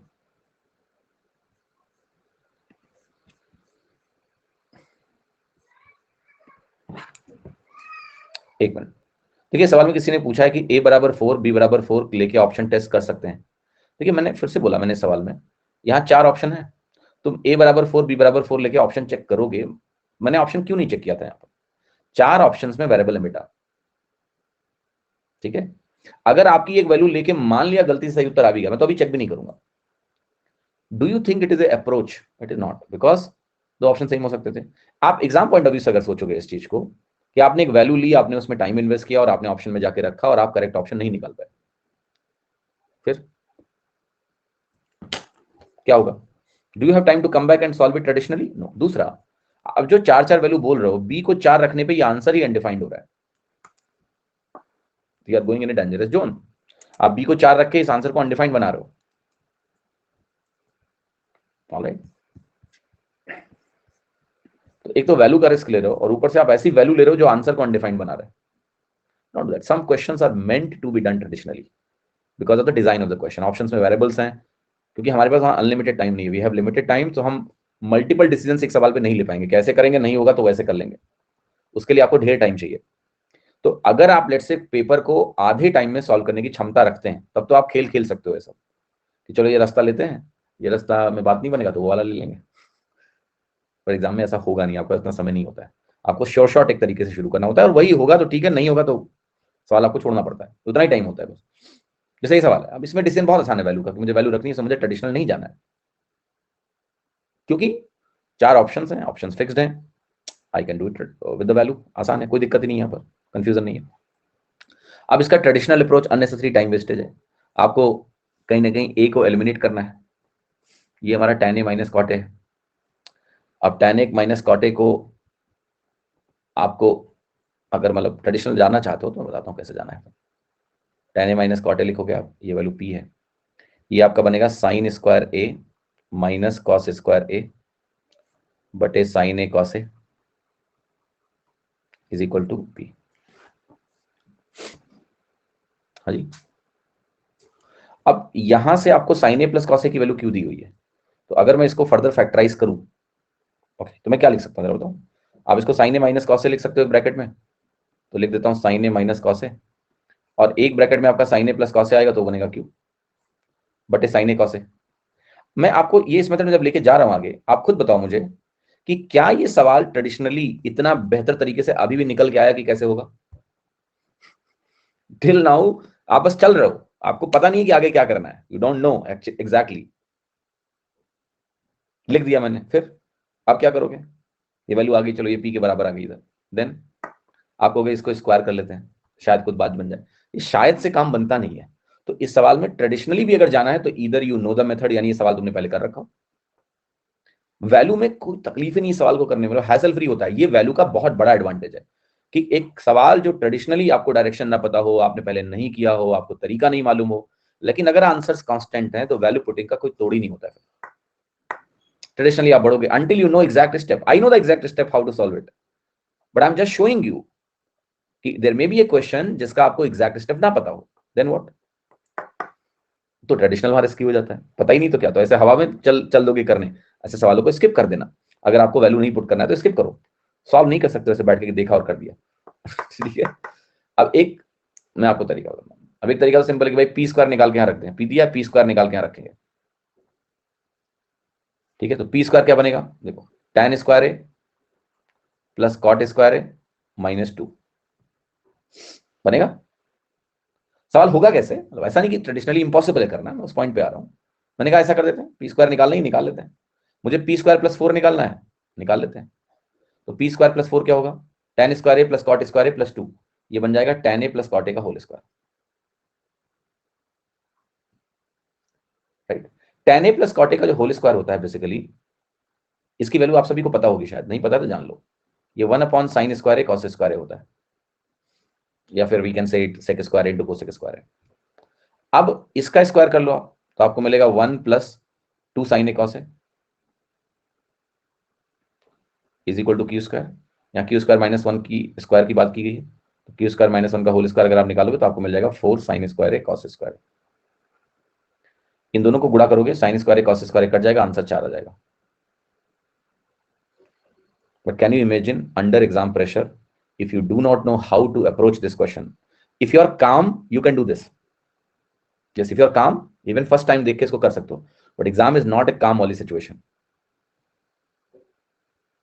ऐसा होता है, दिमाग हिलता है ऐसा। You need to know it, how to do it. Okay.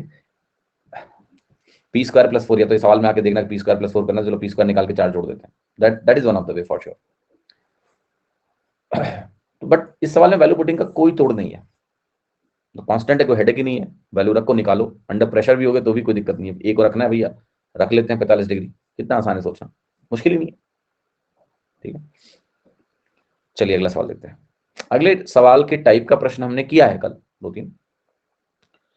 P की वैल्यू दी है 3x sin square a cos A plus x cos cube ए 150। कुछ सवाल बेटा नंबरिंग में गायब है, आपको पता है, कल से मंडे को होंगे। 3x sin square a cos A plus x cos cube A, Q की वैल्यू दी है आपको, p प्लस क्यू की power 2/3 plus p minus Q की पावर 2/3 सॉल्व करना है। आंसर जो है 3 ऑप्शन में केवल x है और एक ऑप्शन में a भी है, a के टर्म्स भी मौजूद है। तो कोई दिक्कत नहीं है, आप सोच सकते हो कि हम a की वैल्यू रख दें, क्या रख सकते हो, क्योंकि a ऑप्शन में एक ही जगह है तो उसको रखना इतना मुश्किल नहीं है मेरे लिए। We can put the value for sure.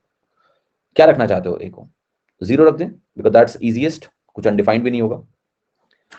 लेकिन एक प्रॉब्लम है 0 रखने में, p भी 0 हो जाएगा, q भी 0 हो जाएगा। अगर आपने a को 0 रख दिया, a को 0 रख दिया तो ये q 0 हो जाएगा, सॉरी p की वैल्यू, अगर आपने a को 0 रखा तो ये 0 हो जाएगा, p की वैल्यू हमारी x आ जाएगी, बढ़िया है, और q की वैल्यू हमारी 0 आ जाएगी, और अच्छा है, कोई दिक्कत नहीं, ये कट जाएगा। p की पावर 2/3 भी x की पावर 2/3 हो जाएगा, दूसरा भी x की पावर 2/3 हो जाएगा, तो मेरा जो वैल्यू बनेगा ये बनेगा 2x की पावर 2/3। क्योंकि आपने a को 0 लिया है तो ये 0 हो गया, तो ये एलिमिनेट हो गया, और आपका आंसर क्या आ गया? D. It's so convenient to put a value here. ठीक है, यहां हमें x की वैल्यू नहीं रखनी है, यहां हमें a की वैल्यू रखनी है। 45 भी हो रहा है, नहीं होने को तो हो ही जाएगा, 45 से भी हो जाएगा। देखो अच्छा, इस सवाल को समझना, आप कहोगे सर यहां ऑप्शंस में वेरिएबल थे, फिर भी आपने वैल्यू को क्यों रखा? यहां रिस्क नहीं था क्या? देखो यहाँ रिस्क क्यों नहीं था, मैं समझाता हूं आपको। ये सवाल में जो x है आपका, x is like a constant for you. We are making a is a variable और a की वैल्यू हम रख रहे हैं। x तो हमारे लिए कांस्टेंट सा हो गया ना, फिर हमने a रखा ना, और a को 0 रखने के बाद चारों ऑप्शंस डिफरेंट दिख रहे हैं। यहां वो गलती हो ही नहीं सकती कि दो ऑप्शन सेम हो जाए। 2x की पूरे की पावर 2/3, x की पावर 2/3, एक ऑप्शन 0 और एक ऑप्शन 2 इंटू एक्स की पावर 2/3। चारों ऑप्शन डिफरेंशिएट हो रहे हैं प्रॉपर्ली। वो कंफ्यूजन नहीं है कि दो ऑप्शन सेम हो जाएंगे, नहीं होंगे। तो ये भी सवाल, जो कि एक ही ऑप्शन में ए था, it is very easy to see कि ए को 0 रखने के बाद चारों आंसर अलग अलग हैं। कोई कंफ्यूजन नहीं है, एक्स थोड़े ना रखना है हमको, एंड देयरफॉर इस क्वेश्चन में वैल्यू रखना आसान है। तो वैल्यू रखना कोई बहुत ऐसी छोटी मोटी चीज नहीं है, इसको सीखना पड़ता है। ऐसे हर सवाल में समझना कैसे करना है, क्या करना है, तब जाके चीजें हो पाती। खैर, ट्रेडिशनली सवाल को करोगे तो ऐसा नहीं कि सवाल करना असंभव है, हो जाएगा ट्रेडिशनली भी। आप P प्लस क्यू निकालिए। जब आप P प्लस क्यू निकालेंगे तो आपको क्या मिलेगा, देखिए।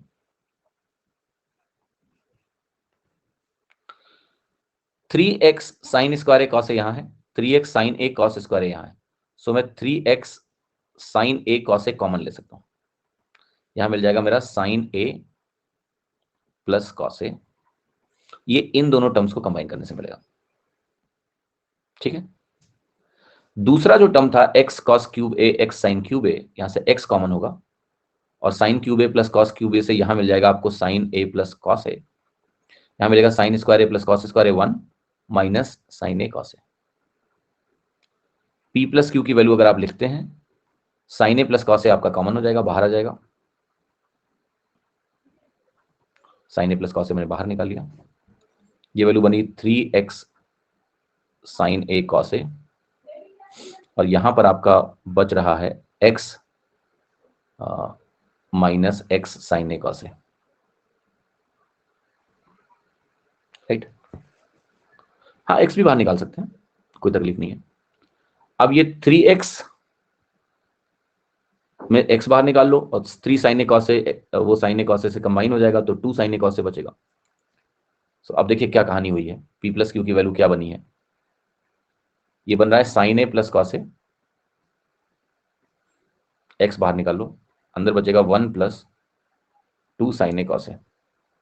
ये 1 जो होता है sine square A plus cos square ए के बराबर होता है, तो ये sign A plus cos A का होल स्क्वायर है। तो ये वैल्यू आपकी हो गई x sign A plus cos A का होल स्क्वायर, और एक पहले से मौजूद है, यहाँ क्यूब बन जाएगा, राइट। क्या बना आपका x into sine A plus cos A का होल क्यूब। आपको पता है अगर P प्लस क्यू ये आया है, जब आप P माइनस क्यू निकालेंगे कहानी कुछ ऐसी ही होगी, बस बदलाव सिर्फ इतना आएगा कि ये x बनेगा और ये आपका sign A minus cos A का होल क्यूब आएगा। करके देख लेना करो। जब आप आगे का कार्य करने जाएंगे कि P प्लस क्यू की पावर 2/3 करने जाएंगे, x की पावर 2/3 यहां भी आएगी, x की पावर 2/3 यहां भी आएगी, तो एक तरह से x की पावर 2/3 कॉमन हो जाएगी। अंदर देखना क्या बचेगा, ये जो वैल्यू है इसका मुझे क्यूब रूट निकाल के स्क्वायर करना है। क्यूब रूट निकालूंगा मैं इसका, तो ये इतना ही बचेगा, इसका स्क्वायर करना है, तो मुझे sign A plus cos A का होल स्क्वायर करना होगा।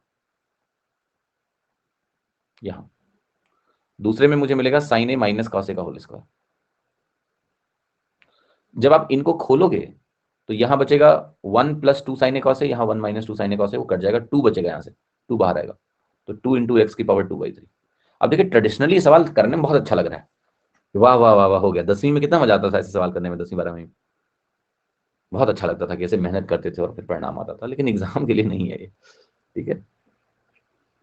एग्जाम में तो वैल्यू रखनी पड़ेगी आपको, या तो भैया उत्तर पता हो रटाओ। समझे कि नहीं, तो आंसर यहां भी वही आएगा और वैल्यू से भी वही आएगा। 152 सवाल देते हैं। 152 सवाल में भी इस बात को बहुत गौर से समझिएगा कि ए की वैल्यू रखी जा सकती है, ऑप्शन में कहीं ए है। 90 लेते तो नहीं आता, ये मैंने कब कहा कि 90 लेते तो नहीं आता, बोला मैंने ये बात? आप बताइए, मैंने बोला ये बात? नहीं बोला। लेकिन ये बात जरूर है कि 90 लेंगे तो क्या होगा, समझते हैं। देखो 90 अगर आप वैल्यू लोगे तो P की वैल्यू क्या होगी, जब भी कुछ मन में ख्याल आए तो उसको रख लिया करो। देखो सबसे पहला क्या सोचेंगे यार, 0 degree is the first value that we think, कि 0 रखते हैं, देखो the first value we think. हाँ जी, अब पहले से ही काम बन गया तो हमने आगे कोई वैल्यू सोची ही नहीं, क्योंकि वो तो पहली वैल्यू है जो हमें सोचना है, 0 डिग्री सबसे आसान है रखना। बट जब साइन कॉस दोनों मौजूद हों और एक्सप्रेशन भी सिमेट्रिक है, देखो पी और क्यू को अगर आप गौर से देखें तो एक तरह से सिमेट्रिक एक्सप्रेशन है, फर्क सिर्फ इतना है कि जैसा पहले में साइन है वैसा दूसरे में कॉस है, लाइक दैट। तो अगर आप 90 रखोगे ना तो कोई फर्क नहीं आएगा, सिर्फ क्यू की वैल्यू एक्स हो जाएगी, पी की वैल्यू 0 हो जाएगी, और कोई फर्क नहीं है, उत्तर वही आएगा। क्योंकि क्यू की पावर जब आप माइनस क्यू की पावर जब आप 2/3 कर रहे हो, तो 2/3 का मतलब स्क्वायर करके क्यूब रूट निकाल रहे हो, तो ऐसा नहीं कि उत्तर आपका बदल जाएगा, उत्तर वही रहेगा। तो रखने को यहाँ 90 भी रख सकते हो, कोई दिक्कत नहीं। रखने को आप यहाँ 45 डिग्री भी रख सकते हो, कोई दिक्कत नहीं है। बस 45 डिग्री पे आपको ये चेक करना पड़ेगा कि कहीं ऐसा तो नहीं है कि दो ऑप्शन सेम हो जाए, बट यहाँ पावर में 3/2 है तो कोई दिक्कत नहीं है, ये प्रोडक्ट 1/2 बनेगा, x/2 बनेगा, कोई दिक्कत नहीं। 45 भी रख सकते हो दोनों को, कि एक को हम 45 रख के चलेंगे, कोई दिक्कत नहीं। But the first value that comes to mind is 0, 0 रखा, सब सही है, ठीक है। ये सवाल देखते हैं 152। cos 2a plus cos a की वैल्यू x है, sin 2a plus sin a की वैल्यू y है, इसकी वैल्यू मुझे निकालनी है और x के टर्म्स में निकालनी है। ए भैया रख सकते हैं, क्या रखें, ए को 0, हाँ बिल्कुल कोई दिक्कत नहीं है, झकास, ए को 0 रखिए। ए को अगर 0 रखोगे तो x की वैल्यू 2 आएगी, आएगी, हाँ जी। ए को अगर मैं 0 रखूंगा तो y की वैल्यू 0 आएगी, y खत्म करो, एक्स स्क्वायर कितना है 4 - 3, 4 - 3 1 हुआ, और 1 × 2 2 हुआ। 2 कहां है, 2 है 4 है, ये 1 × 4 आएगा, सॉरी एक्स की वैल्यू 2 है ना, डी ऑप्शन करेक्ट होगा। अब देखो रखना तो मुझे यहाँ x की वैल्यू को चारों ऑप्शन में पड़ रहा है, ये बात सही है, बट एक्सप्रेशन बड़े शानदार है ना, सिंपल से हैं, गुणा करने हैं, तो यहां पर आपका ऑप्शन में वेरिएबल है x है, x की वैल्यू मुझे चारों ऑप्शन में रखनी भी पड़ रही है। बट पहली बात तो क्या आपको ये पता है देख के कि कोई भी दो ऑप्शन सेम नहीं आएंगे, नहीं है सेम भाई। अगर x छोड़ दो तो कहीं 3 है, कहीं 1.5 है, कहीं 4 है, कहीं 2 है, तो चारों ऑप्शन सेम तो नहीं है, डिफरेंट है, तो वो कंफ्यूजन नहीं है ना कि रख के दो ऑप्शन सेम हो जाएंगे, हो ही नहीं सकते, दिख रहा है साफ साफ, एक्स को छोड़ के सबके कॉफिशिएंट अलग अलग है और अलग अलग होंगे ही, सेम सेम कॉफिशिएंट कहां से डाल दोगे आप। अगर एक्सप्रेशन में ऐसा कुछ होता कि वाई भी होता सब में, तब कॉम्प्लेक्स रहता, कि आपको एक्स वाई दोनों की वैल्यू डाल के सारे ऑप्शन में देखनी पड़ती, बट यहां तो सिंपल दिख रहा है कि कोई दो ऑप्शन सेम है ही नहीं। आप एक्स की वैल्यू नहीं निकाले हो तब भी आपको पता है, एक्स की वैल्यू आपने नहीं निकाली, अभी निकाली है क्या, नहीं, आपको देख के पता चला कि सारे ऑप्शन डिफरेंट है, यस, एक्स की किसी भी वैल्यू के लिए सारे आंसर डिफरेंट होंगे एक्सेप्ट x = 0। x = 0 अगर हुआ तो ये चारों ऑप्शन क्या होंगे, ये चार ऑप्शन सेम हो जाएंगे, तो x को 0 नहीं लेना है। आप अगर कहते हैं कि मैं a को 90 लूंगा, कोई दिक्कत नहीं थी, क्योंकि ये 0 बनता है, ये -1 बनता है, x -1 हो जाता, तभी कोई दिक्कत नहीं, पंगा ही नहीं। तो ये आसान है बिल्कुल सवाल, सिंपल है, less time taking, yes. Traditional approach में आपकी इस सवाल को करने में जान निकल जाएगी, तो मैं ट्राई करना, तुम एक्स स्क्वायर करोगे, इसका स्क्वायर करना है, इसमें cos 2a अपने आप में बड़ा खतरनाक होता है, आप इसको cos 2a रहने दो, क्योंकि y स्क्वायर भी करना है, तो मुझे sin 2a को sin 2a लिखे रहने में कोई दिक्कत नहीं है, cos 2a लिखा रहने दो, फिर ये सब प्रोसेस करोगे आ जाएगा उत्तर, बट नहीं करेंगे, हर सवाल ट्रेडिशनली करने के लिए नहीं बना है, हो जाएगा, बट इसका मतलब ये नहीं है कि हम पूरा टाइम इसी में दे दें। प्रशांत जी क्लास 2 घंटे की, अभी बाय करके क्यों जा रहे हो, है ये सवाल देखिए, p sin cube a plus q cos cube a की वैल्यू दी है, p/q की वैल्यू दी है, sin a 0 के बराबर नहीं है, cos a 0 के बराबर नहीं है, p square plus q square का मान बता दीजिए क्या है, ठीक है, कैलकुलेट करिए इसको प्लीज। हाँ जी, एक रिक्वेस्ट है, क्लास 6 बजे शुरू किया करें बेटा। देखो ऐसा है कि प्रॉब्लम क्या हो रही है, मैं आपको समझा देता हूं तो आपको समझ में आ जाएगा। आइडियल क्लास का टाइम है 1.5 घंटे, राइट, तो मेरा जो स्लॉट है वो फिक्स है 6 से 7:30, इस स्लॉट में कोई और क्लास नहीं ले सकता, ठीक है, ये मेरा स्लॉट है, बट 7:30 बजे के बाद और लोग भी क्लास ले सकते हैं, alright, are you getting my point और नॉट, ओके। तो इसमें चैलेंज क्या होता है, अब मुझे 1.5 घंटे वाली क्लास को डिलीट करवा के 2-2 घंटे की क्लास शेड्यूल करवानी है, जैसे 6 बजे आपकी क्लास होती है, तो वो क्लास डिलीट करनी पड़ेगी, क्योंकि उसमें बाई डिफॉल्ट टाइम कितना सेट है, बाई डिफॉल्ट टाइम सेट है 1.5 घंटे का। इसमें टाइम हम चेंज नहीं कर सकते, ऐसा सिस्टम का ऐसा प्रोसेस है कि टाइम चेंज नहीं होता क्लास का। इस क्लास को डिलीट करवाना पड़ता है, एक नई क्लास शेड्यूल करानी पड़ती है। अब जब हम नई क्लास शेड्यूल कराने जाते हैं तो समस्या ये कुछ ऐसी हो जाती है कि 6 बजे से लेके 8 बजे तक की क्लास शेड्यूल नहीं हो पा रही है। 6 बजे से 6:30 से हो जाती है। अब ये क्यों हो रहा है मुझे नहीं पता, क्या पंगा है, क्योंकि टाइम स्लॉट 7:30 से 8 वाला इसमें भी है। ठीक है, वो टाइम स्लॉट इसमें भी आ रहा है, but I don't know why it is happening, but it is happening. इसलिए मुझे 2 घंटे की क्लास हम 6 बजे से शेड्यूल नहीं करा पा रहे हैं, हमें एरर थ्रो कर देता है, तो मैं 6:30 करना पड़ता है। ओके, तो अब ये इस वीक थोड़ा 2-2 घंटे की क्लास होनी है, तो उसके लिए ये समस्या है, इसलिए हमें ऐसा करना पड़ रहा है। तो अभी अब ये रोज का रोज ही पता चलता है। ठीक है, तो मैं तो तैयार ही बैठा था कि 6 बजे क्लास लेनी है। बिल्कुल लास्ट मोमेंट पे आपने देखा होगा कि वो टाइम चेंज करना पड़ा, कि जब वो डिलीट कर रहे होंगे दिन में एरर आ रही होगी उनको बार बार, तो वो कोशिश कर रहे होंगे लगातार। Finally I have been communicated 5:57 पर कि ये 6 बजे से शेड्यूल नहीं हो पा रही है, we have to go at 6:30। मैंने कहा ठीक है, कोई दिक्कत नहीं, आपका टाइम 6 बजे ही रहेगा, 6 से 7:30 वाला ही डिफॉल्ट टाइम है, बट अभी 2-2 घंटे की जो क्लासेस है बेटा, इसमें थोड़ा तकलीफ है, तो माफ कर देना इसके लिए। ठीक है, हाँ जी।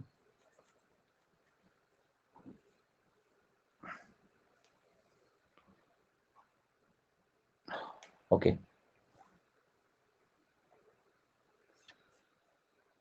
Please talk to them for other teachers also, interface change. Interface बेटा मेरा भी चेंज होना है, ओके, लेकिन अभी चूंकि उस इंटरफेस में थोड़ा इशू है, वो सॉल्व कर रहे हैं, इसलिए मेरा अभी चेंज नहीं हुआ, मेरा भी होना है।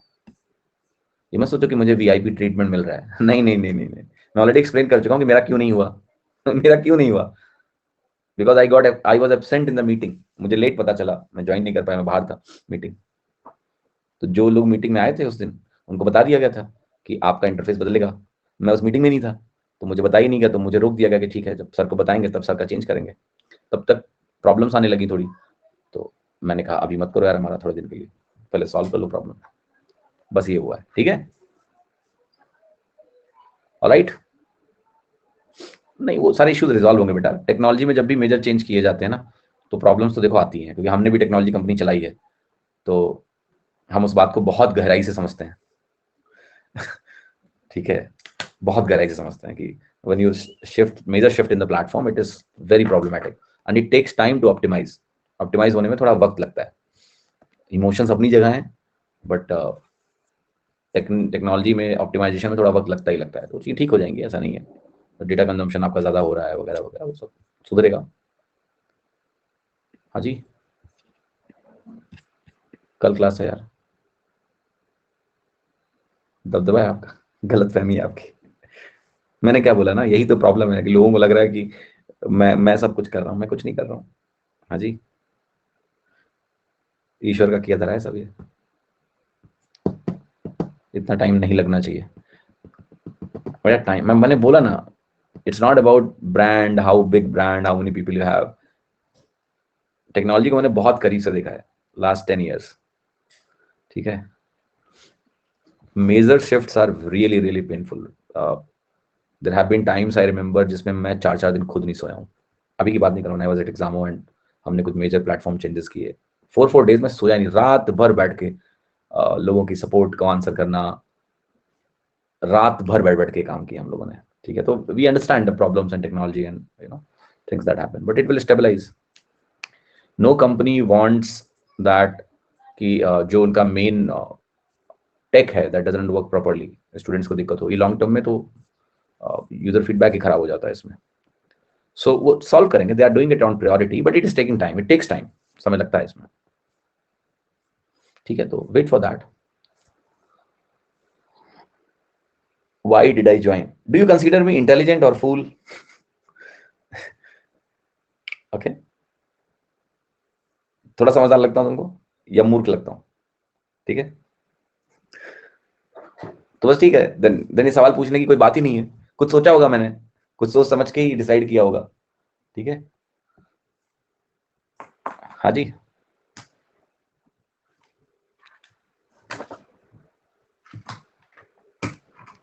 सो डिफरेंट टाइम्स पे डिफरेंट प्रायोरिटीज होती हैं, so I wanted to focus more on teaching. That's why I took this decision. It's very simple answer to this. It's not, बहुत कॉम्प्लेक्स उत्तर नहीं है इसका, बहुत सिंपल उत्तर है इसका कि I wanted to focus more on teaching. So जो रोल मेरा था वहाँ एग्जामों में था नहीं, मतलब इट्स लाइक अपनी कंपनी थी तो उसमें जिम्मेदारियां बहुत ज़्यादा थी, तो मैं जिम्मेदारियों के दबाव से नहीं डरा, बट मैं ज़्यादा पढ़ाना चाहता था. दैट इज़ द रीज़न कि आई सेड कि मैंने वहाँ भी बहुत ट्राई किया कि मैं अपने लिए स्पेस क्रिएट कर पाऊँ और ज़्यादा से ज़्यादा टाइम पढ़ाई को दे पाऊँ, टीचिंग में दे पाऊँ, बट वो हो ही नहीं पाता था. बिकॉज कंपनी की जब जिम्मेदारी सर पे बैठी है आपके, तो एक पत्ता भी हिलता है तो असर पड़ता है, और फिर you have to respond, you can not be ignorant, है ना.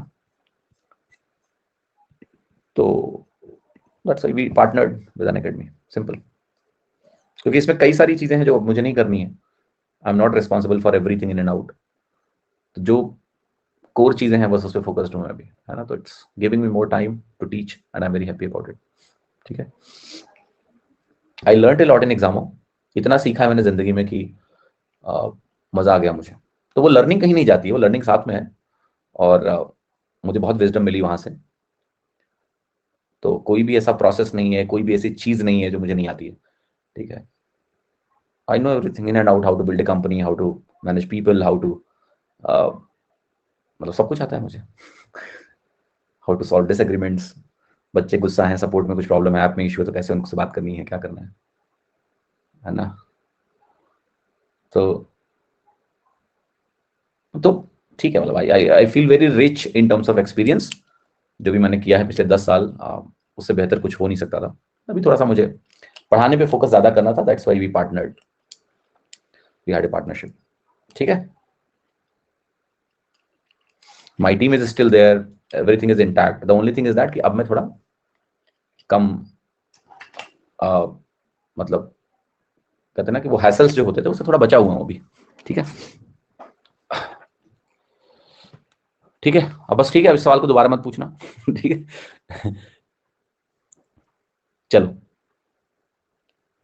Company exist now. Yes, it will always exist यार, है ना. ऐसा थोड़ा ना कि नॉन एग्जिस्टेंट हो गया. It's a partnership, right. It's partnership between us. Okay. So it is existent, it will be existent, it is not going anywhere. Okay. KV साहब शुभ शुभ बोलो यार.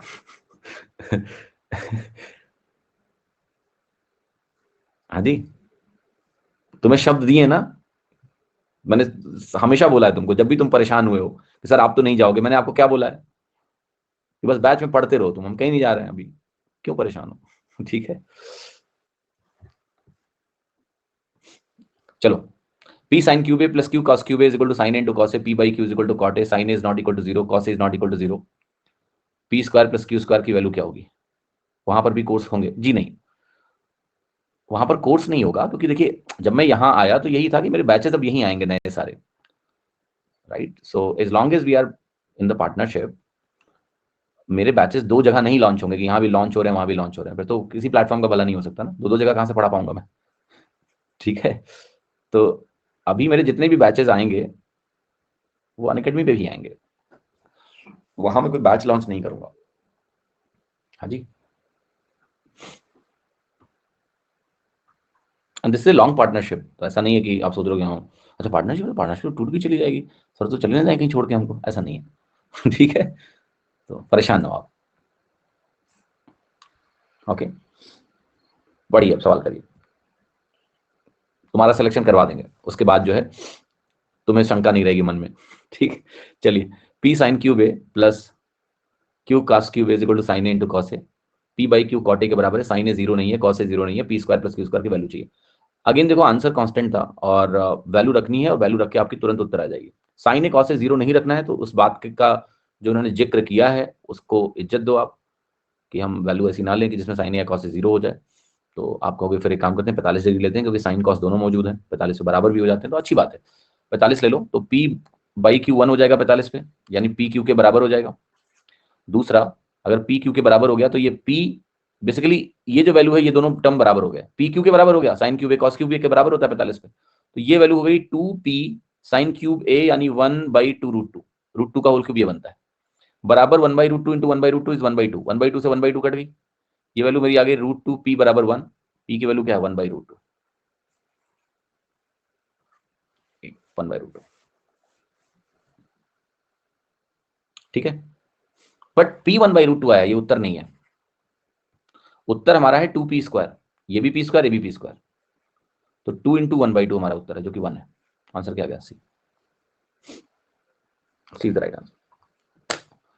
समझ आ रहा है? ऐसे सवालों में वैल्यू रख के ही इनको सॉल्व करना है। इज इट क्लियर सभी को? कोई तकलीफ किसी को नहीं होगी इस सवाल को समझने में? हाँ जी, अगला सवाल देख लेते हैं। Next question, sin x plus sin 2x upon 1 plus cos x plus cos 2x की वैल्यू क्या होगी? अब देखो इसमें सारे ऑप्शन में x मौजूद है, लेकिन अच्छी बात यह है कि सिंगल सिंगल टर्म्स हैं, बेसिक ट्रिग्नोमेट्रिक रेशियो। जैसे मान ले तुमने सोचा कि हमें 45 डिग्री रखना है, 45 तो नहीं रखेंगे, tan cos दोनों है, sin cos दोनों है, बट हम सोच सकते हैं कि हम चलो 30 डिग्री रखते हैं। अब 30 डिग्री पे सबकी वैल्यू डिफरेंट होती है, पता है, और सबकी वैल्यू क्या होती है भी हमें पता है, तो it's not that time taking, value रखना इतना मुश्किल काम नहीं है, सवाल में रख सकते हो। तो जैसे sin x plus sin 2x है, 30 डिग्री रखा तो sin 30 1/2, cos 30 cos sin 60 √3/2 upon 1 plus √3/2 plus 1/2। जब 30 60 दोनों है तो एक √3/2 होगा, एक 1/2 होगा। ऊपर आप जोड़ोगे तो आपको मिलेगा √3 प्लस 1/2, नीचे 2 और 2 एक 3 प्लस √3/2, 2 से 2 कटेगा, नीचे √3 अगर कॉमन ले लो तो ऊपर से कट जाएगा 1/√3, और 1/√3 30 डिग्री पे ये होता है बी ऑप्शन। तो वैल्यू रख के भी सवाल किया जा सकता है आसानी से। अगर इसको आपको ट्रेडिशनली करना हो तो ऐसे होगा, sin x से कर लो प्लस ये वैल्यू आपकी बनेगी 2 sin x cos x, यहां पर आप लो 1 plus cos x plus 2 cos square x minus 1, 1 से 1 कट जाएगा, ऊपर आपका sin x कॉमन हो जाएगा तो मिलेगा 1 प्लस 2 cos x, नीचे आपका cos x कॉमन हो जाएगा तो आपको मिलेगा 1 प्लस 2 cos x, कट जाएगा, वैल्यू आ गई आपकी tan x। ट्रेडिशनली भी 2 लाइन का सवाल है, मुश्किल नहीं है, वैल्यू रख के भी मुश्किल नहीं है, ठीक है, बिकॉज ऑप्शंस में जरूर वेरिएबल हैं बट उनकी वैल्यू हमें पता है सबकी, बहुत सिंपल है, मुश्किल नहीं है। जरा 159 सवाल कर लेते हैं फटाक से, वैल्यू रख के कर सकते हो सवाल को, बिल्कुल बस ऐसी वैल्यू मत रखना कि मामला गड़बड़ा जाए।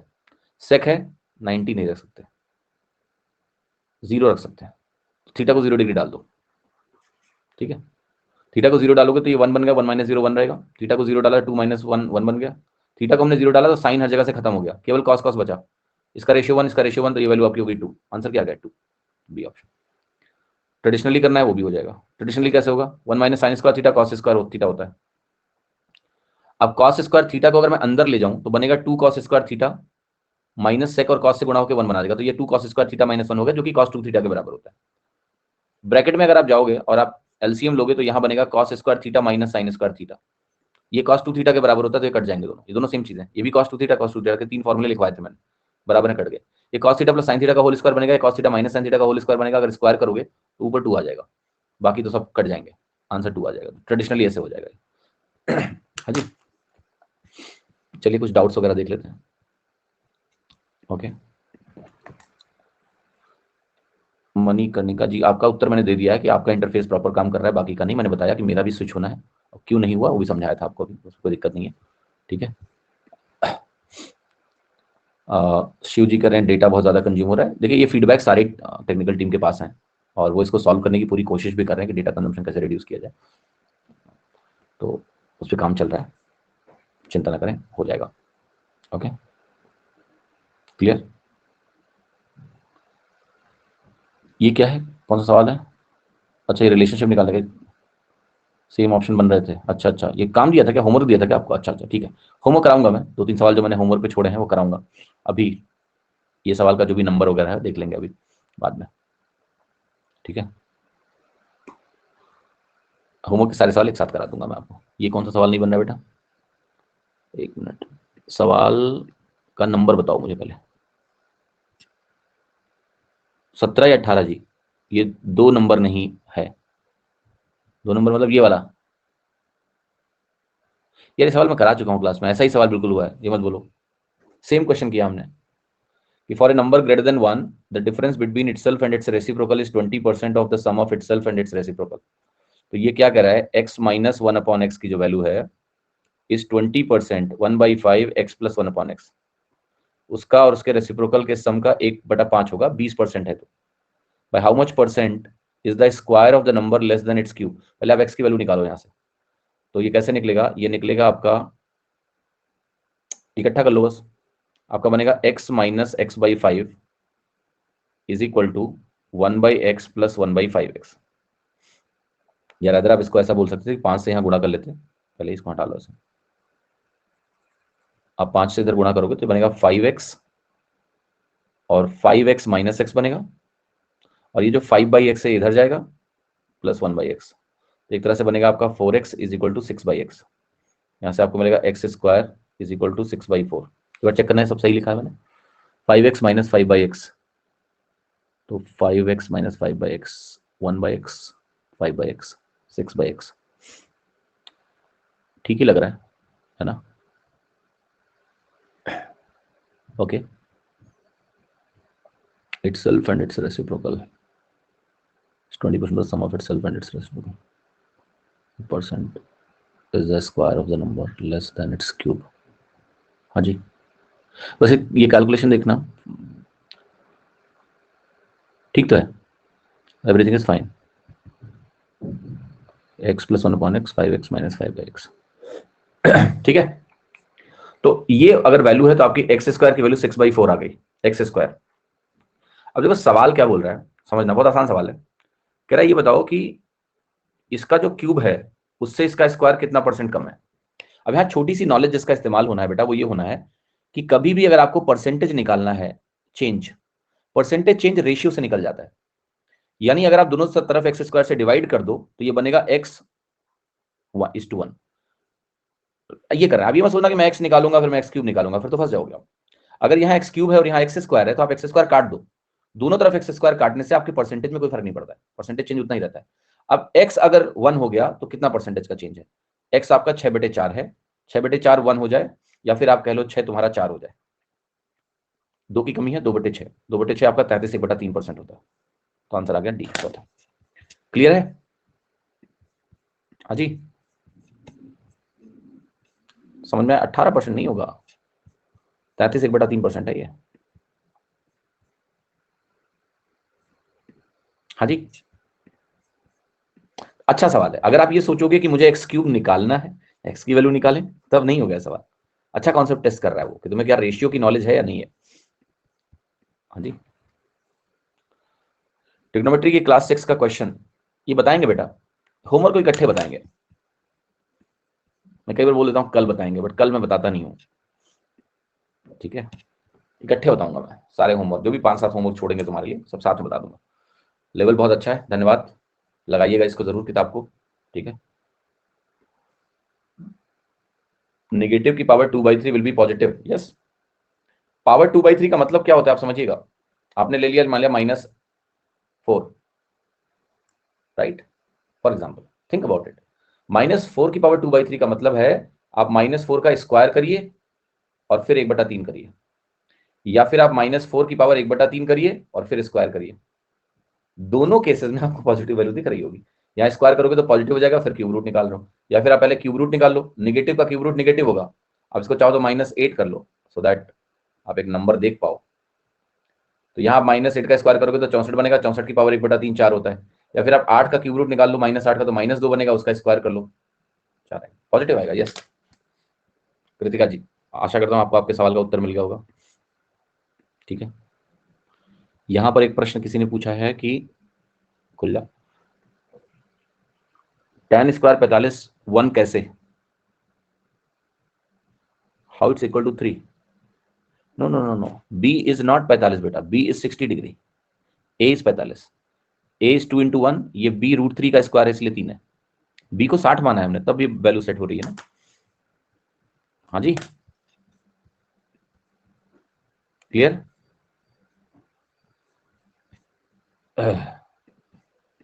ठीक है, ओके, ये क्लियर हो गया। हर्ष का आई थिंक ये डाउट तो हमने बीच में ही पिक करके सवाल में एक्सप्लेन कर दिया था, है ना, ये हो गया डिस्कस। हाईलाइटेड की हुई में 7 इंटू 75/27 कैसे हुआ? 27 ऊपर, क्या कह रहा? 7 ऊपर कैसे हुआ? 7 इंटू 75/27 कैसे हुआ? 27 ऊपर जाएगा तो 1/27 होगा। नहीं नहीं नहीं नहीं, देखिए देखिए देखिए, 7 ऐसा है ना, 27, ये न्यूमरेटर है और डिनोमिनेटर फ्रैक्शन में आ गया आपका, ऐसा कुछ, ठीक है, 27/75।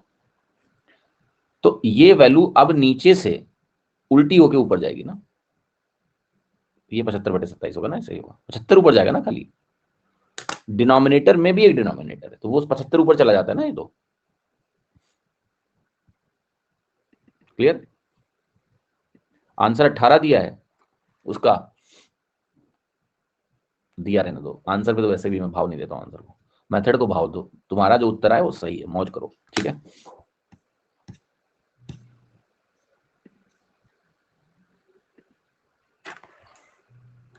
डार्क मैटर साहब मैंने डिस्कस किया, अगर ऑप्शन डी कुछ और होता तो क्या ऐसे सवाल कर सकते हैं? देखिए मैं अगेन एक चीज रिप्लेस एक्सप्लेन करता हूं बेटा, वैल्यू मत मानो ऐसे सवालों में, ये सवाल इतने सिंपल सवाल नहीं होते हैं वैल्यू वाले। 10x p 10y है, आप भले ही घर में एक वैल्यू मानो और आपका उत्तर आ जाए किसी तरह से ऑप्शन ऐसा, do not make it your method, because आप एग्जाम में फंस जाओगे, मैं बता रहा हूं आपको। तो ये जो सवाल होते हैं जिसमें एक वेरिएबल एलिमिनेट करके हमें वैल्यू निकालनी होती है, √16 - a 16 + b वाला, मत मानो वैल्यू, छोड़ दो इसको, जिद मत करो ठीक है। यहाँ देखते हैं क्या है, 1/√3 कैसे हुआ? अच्छा ये देखो बेटा, ये √3 + 1 जो है ऊपर, नीचे जो 3 + √3 है ना, इसमें एक √3 कॉमन ले लो, तो 3 को हम बोलते हैं √3 × √3, तो एक √3 बाहर आया तो √3 बचा, और ये √3 हमने कॉमन ले लिया तो 1 बचा, ये कट गया तो ये 1/√3 हो गया, ठीक है। ऑलराइट, सो मोस्टली डाउट्स मैंने ले लिए हैं सारे, अब खुश रहो। कल शाम को भी क्लास होगी, 6 बजे शेड्यूल हो गई, 2 घंटे की, तो 6 बजे हो जाएगी, राइट। बीच में हुई भी है, ऐसा नहीं है, एक दिन 6 बजे 2 घंटे 6 बजे हो गई थी, तो हमने उस दिन 6 बजे क्लास ली थी, ठीक है। तो अगर 6 बजे हो जाएगी तो 6 बजे आ जाना, वरना मेंटली प्रिपेयर्ड रहो कि 6:30 बजे से भी हो सकती है ठीक है। हाँ जी, बट होगी कल क्लास शाम को 6 बजे, 6 या 6:30, प्लानर देख लेना, आ जाना, ठीक है। चलो ख्याल रखो, थैंक यू सो मच। अब थोड़ा रुक जाना, वीडियो अच्छी लगे तो लाइक शेयर और सब्सक्राइब करना मत भूलना, याद तो रहेगा ना? चलो चलते हैं, बाय।